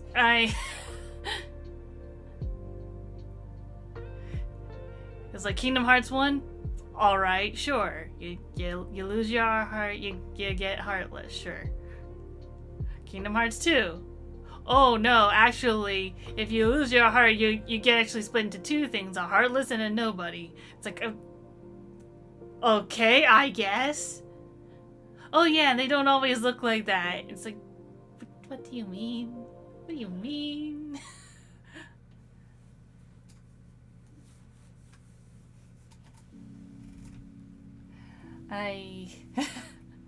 Yeah, I have not been closely following Kingdom Hearts lore either. Apparently Pac-Man was going to be in Brawl, but they had trouble with the moveset, making him a General Namco rep was a wise choice.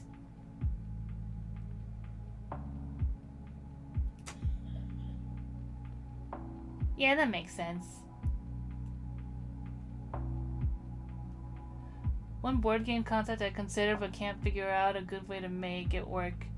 You find the mixed pieces and cards and such, and part of it is making the game functional. Make your own board game.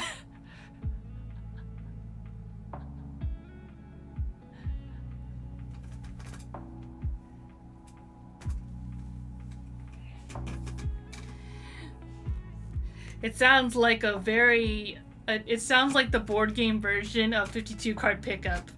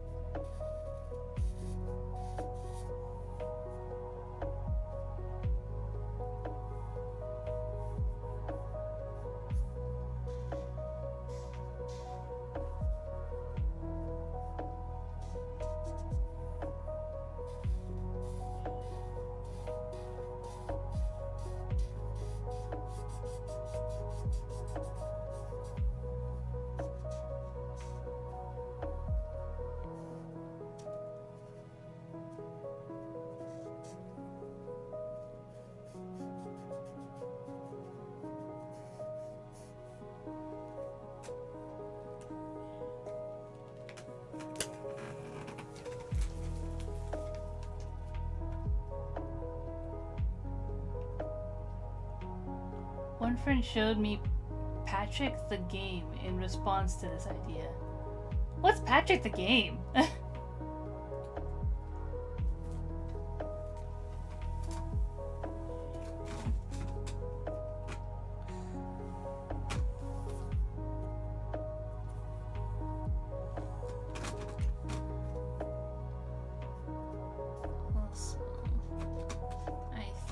this marker is coming to the point where I actually need to refill this. I feel that at some point I might have refilled it using the wrong ink, because this is far more gray than purple looking for this marker, and it was supposed to have like hints of purple in here.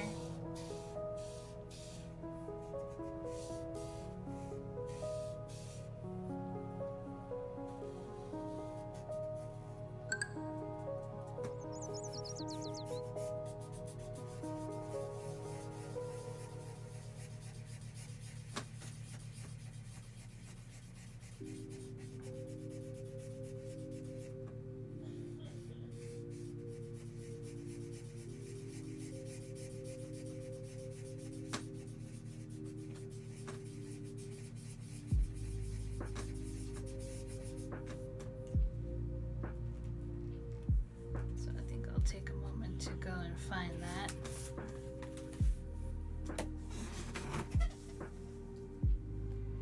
There was an episode of SpongeBob where Patrick made a nonsense board game. Ah, I see.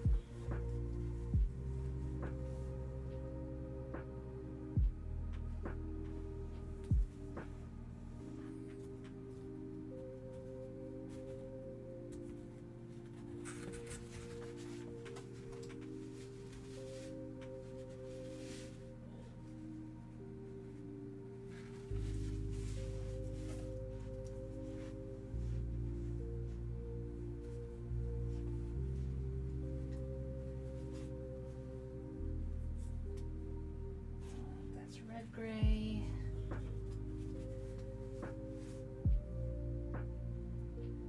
Ah, here it is.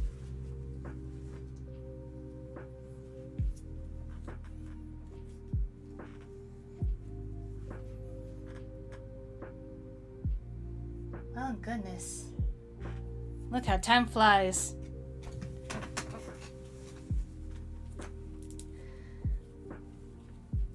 Sometimes I feel like my stamina is getting better, or maybe I'm just having more fun because there's more people here.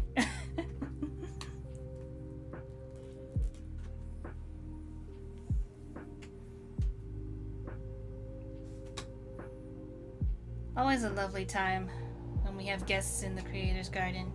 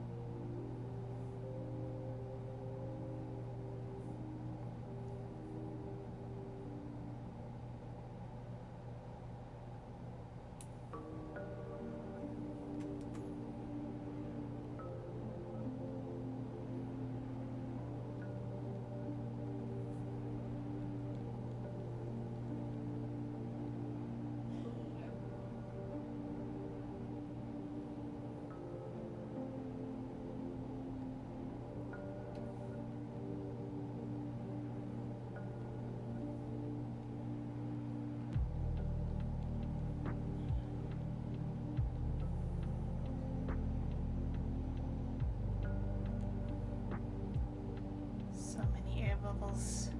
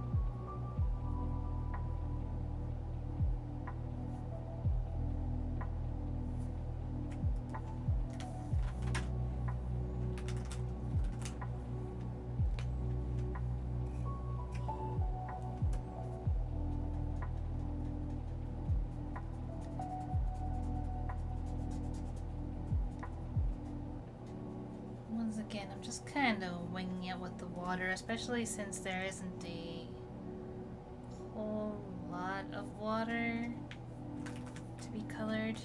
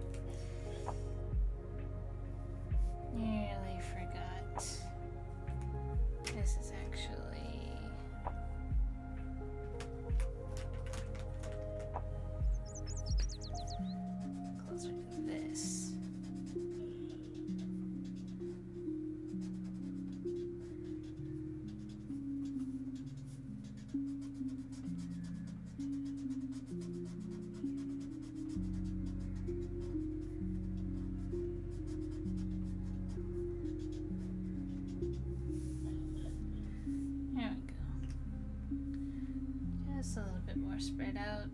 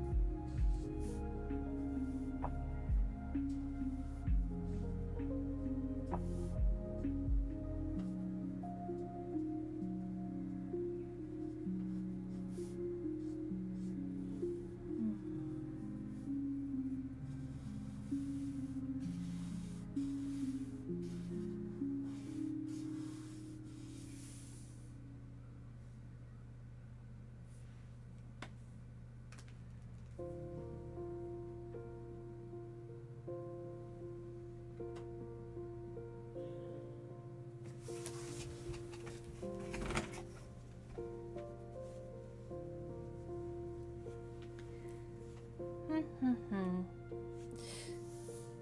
Well, I think we're doing pretty good so far. And yeah, I think it's been a while since we had a little bit of a longer stream, so I think what I'm gonna do is I will take a little bit of a break, and then when we come back, we will definitely finish coloring this for one. And we'll see how far we get on the next page. I highly doubt we'll be able to finish the next page this stream, but we're definitely finishing this page, which already 2 pages for a stream. It's already looking pretty good. But finishing that many pages per stream also means I need to get to work on sketching more pages. Because at the moment, let's see, I have that one I need to ink, 2, 3, yeah, I only have 3 pages left to ink currently. That is not the end of the comic, by the way. I still need to finish sketching more pages for this comic. I know where I'm going. I just need to plan it out a little bit better. In any case, we're gonna go ahead and go to break. The fishing minigame will still be up. And of course, you are also free to summon Borbs at your leisure. They love the enrichment. And we'll see you in a bit.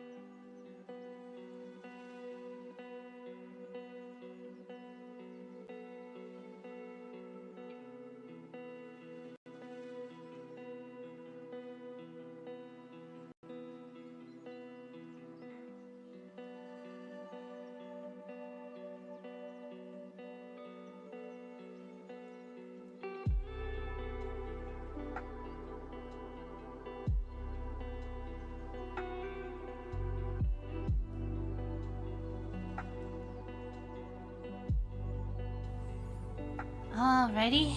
And I'm back. Whoop.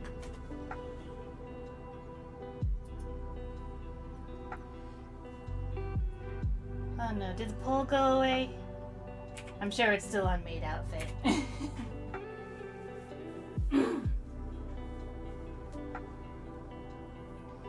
But I did manage to get myself some milk tea during the break. I have Feather King to thank for that. Say hi, Feather King.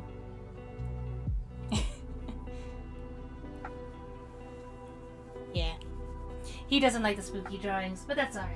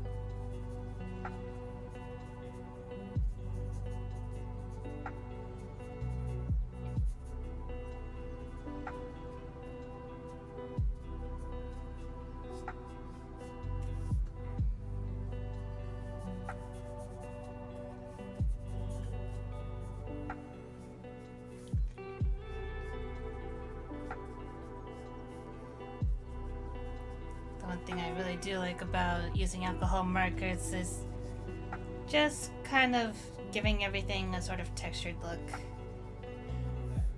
Do I always know what sort of texture I'm giving it? Not really. But it's something of interest that I feel just flat colors wouldn't do. At least not for what I'm trying to go for.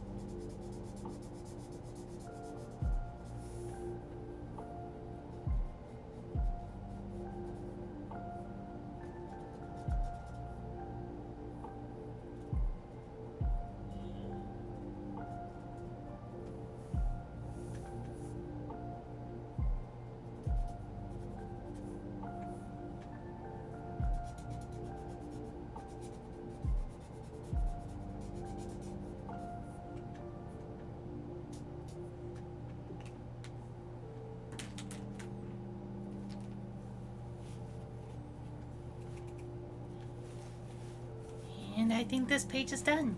I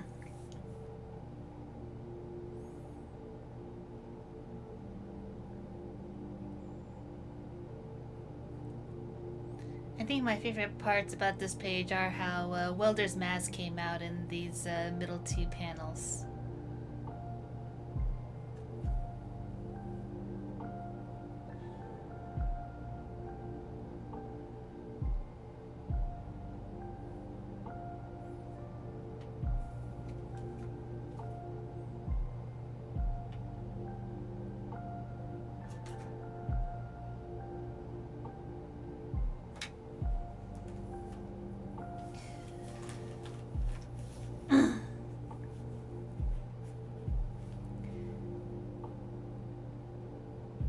Also, all I will say for now is that I am so happy I have another of these mixed media pads that I can start filling out, because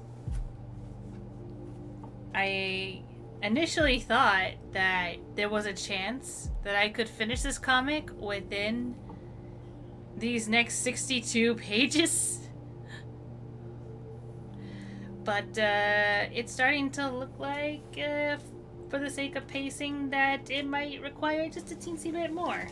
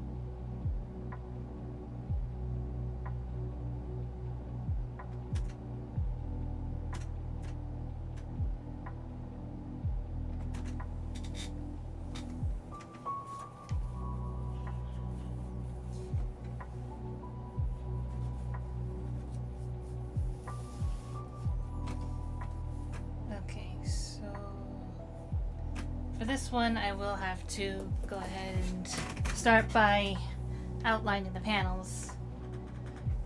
And due to the nature of the ink on this pen that I'm using, it's going to take a bit.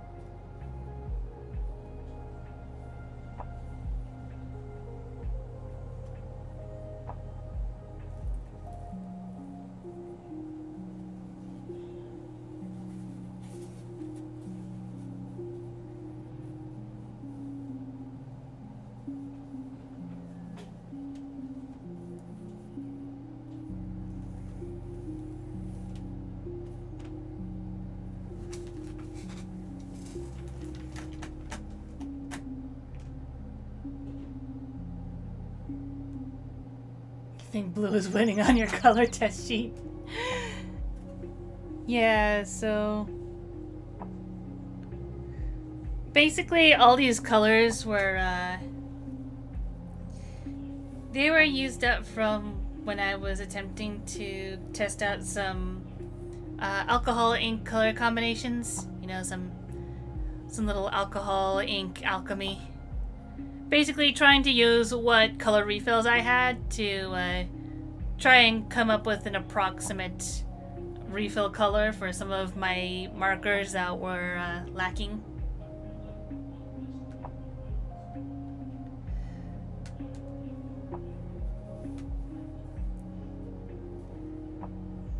And of course there were a lot of blues that I really was hoping to get a decent mix out of. But wasn't always the most successful.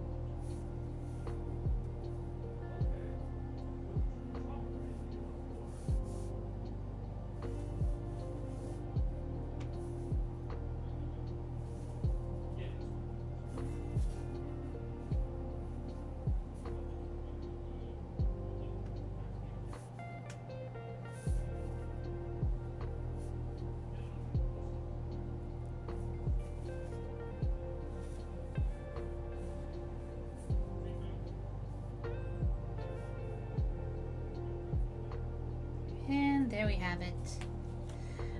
Not the cleanest panel outlines, but again, it's alright.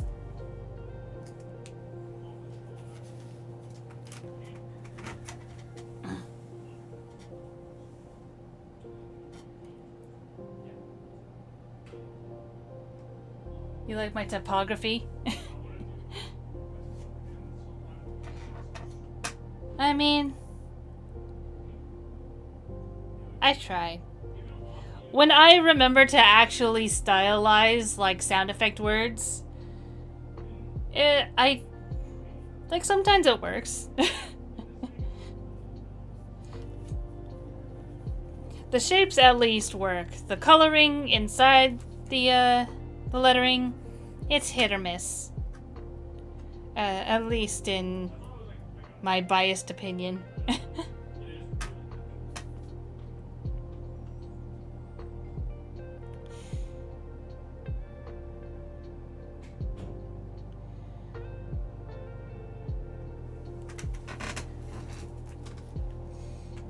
Trying to figure out what part of the inking I can actually do right now, because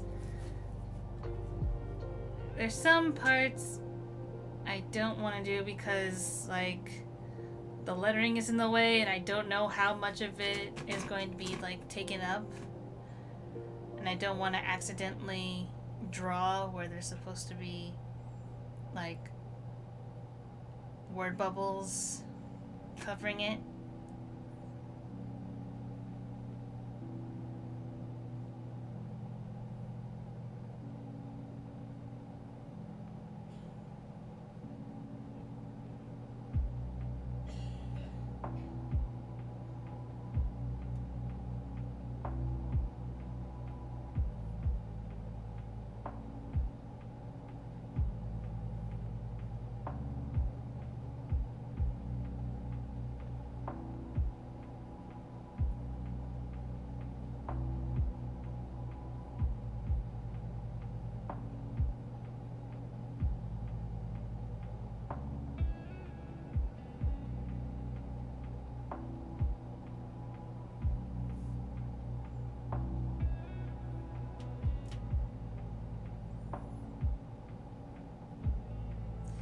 I think one of my favorite things about drawing Mackenzie is the eyes. Although, on the other hand, I feel like I could say that for like most of my characters.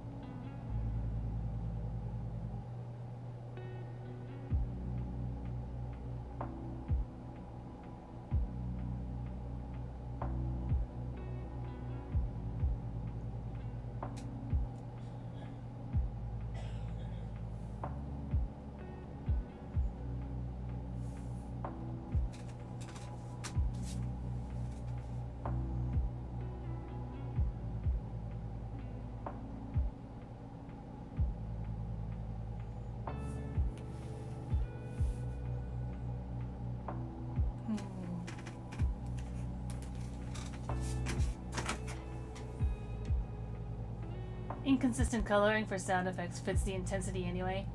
Yeah, I could see that.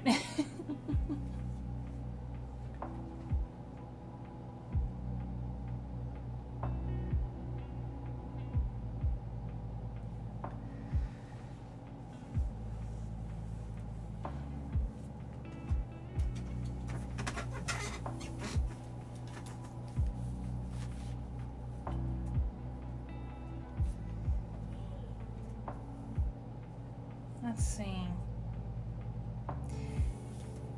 Now, here's the tough part, because so early in the comic I introduced these like scarecrow type monsters. And the thing is, those monsters are designs that I've done before and have drawn and colored a whole bunch before. This monster was completely new. Like, the first time I drew him was this panel. Because there were some elements of the story that I still hadn't completely solidified in terms of details. Like, I guess light spoilers for the pages that I've been doing thus far for the Actress's Tale. But I got to a point where they got to the boat, but I kind of needed something bad to happen. I needed the monsters to catch up somehow. So the hardest part was figuring out, okay, but what specifically happens for that to occur?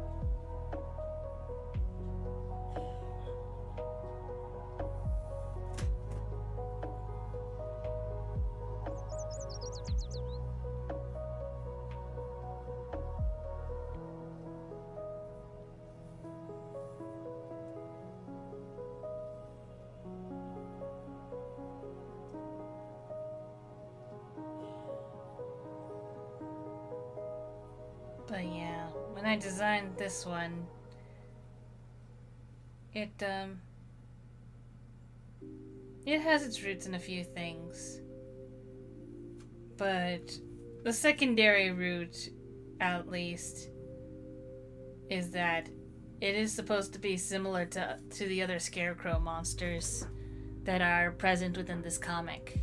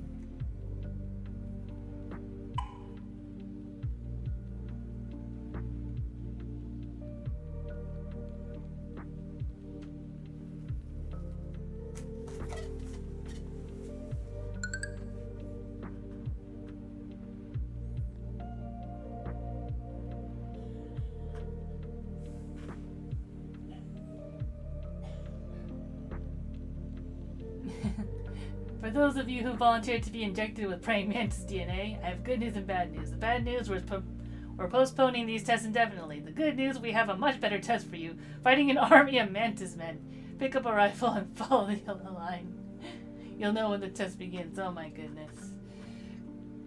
Could not stop thinking of that Portal 2 joke. Probably the arms. Yeah, I can see why. I can see why.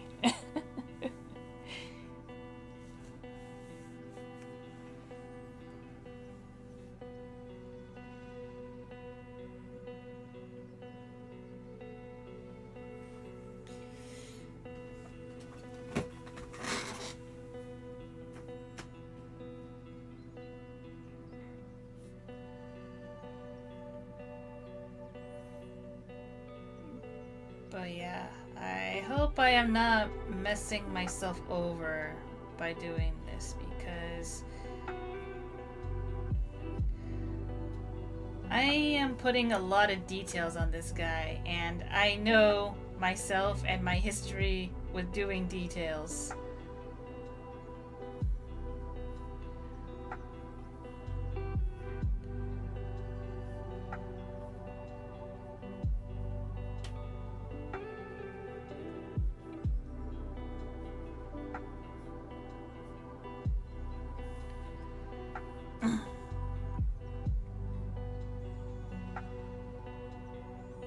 But I guess my hope is that the more scratchy lines there are, the more spooky he looks.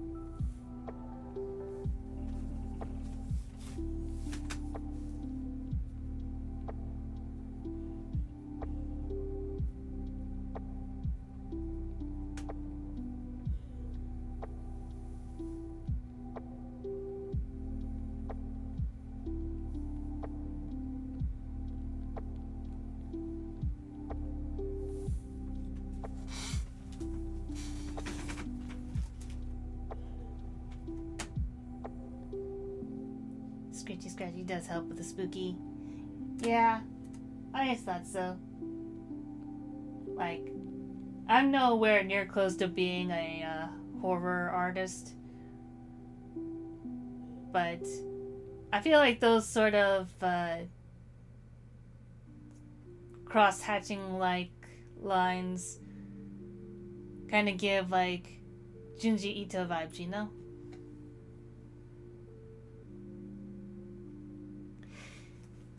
In any case,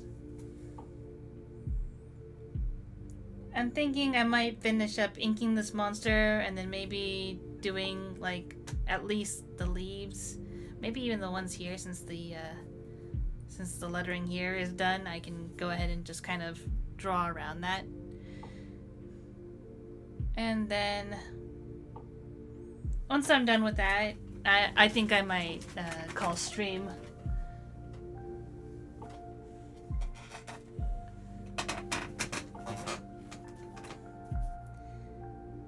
This has been one of the longer streams we've done in a while, which is nice. I do think that having plenty of people to talk to and just make conversation and chat with definitely helps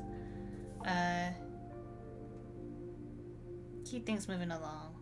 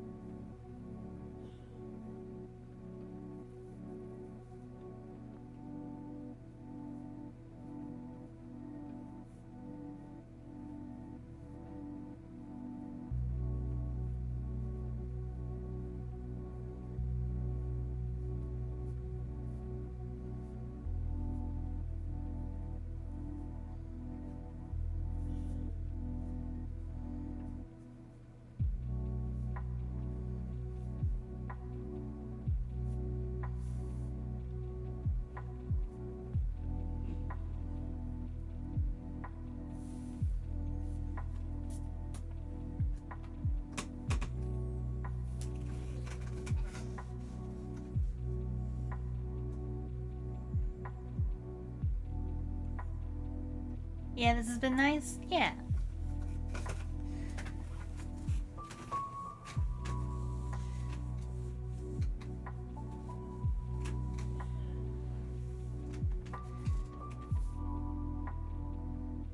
And like I said before,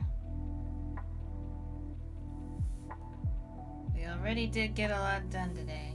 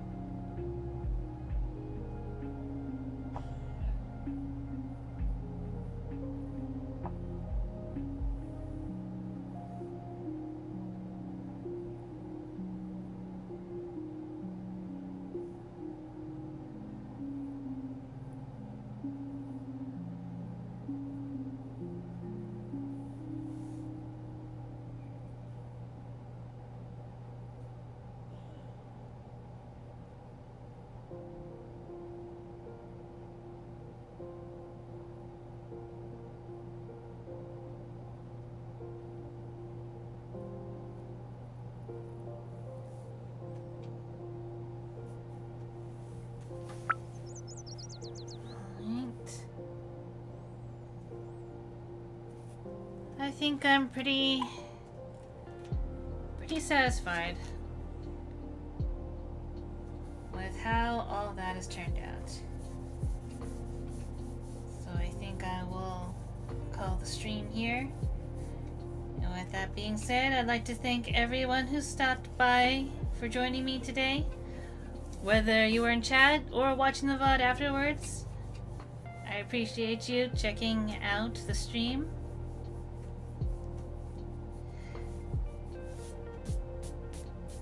And If you like what you see in terms of my art and are interested in my stories, I hope you'll consider checking out the Snapdragon Club comic. The comic is available both on the Tumblr in links in the channel page, or if you'd like, there is a slideshow version and comic dub version available under the Snapdragon Club series playlist, also right there on the channel page. And if you want to get notified and want to help the channel grow, I hope you consider leaving a like, comment, and subscribing to the channel if you haven't already. And if you have already, thank you very much.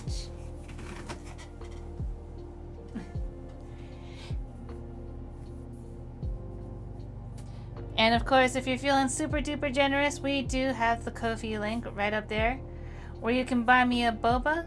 You can become a visitor of Sanctus and get a borb attributed to your name that shows at the beginning of every stream. And of course, we do have the Ko-fi shop open, where there are stickers available, where you can get either Harpy stickers, borb stickers, or even stickers of characters from the Snapdragon Club series, including the protagonist of the Actress's Tale herself, Mackenzie variants, and yeah, these are all very high quality stickers, so I hope you consider checking those out. There's also coloring pages available, as well as a sketchbook commission slots available. I only have 5 slots open at the moment, so if you want to consider me for a sketchbook commission, feel free to check those out.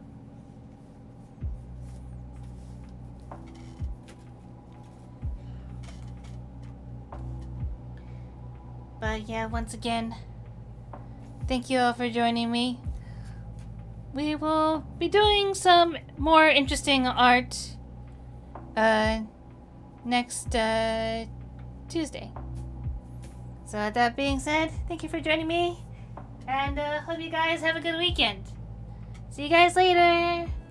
Bye. Have a good one. Thank you. See ya.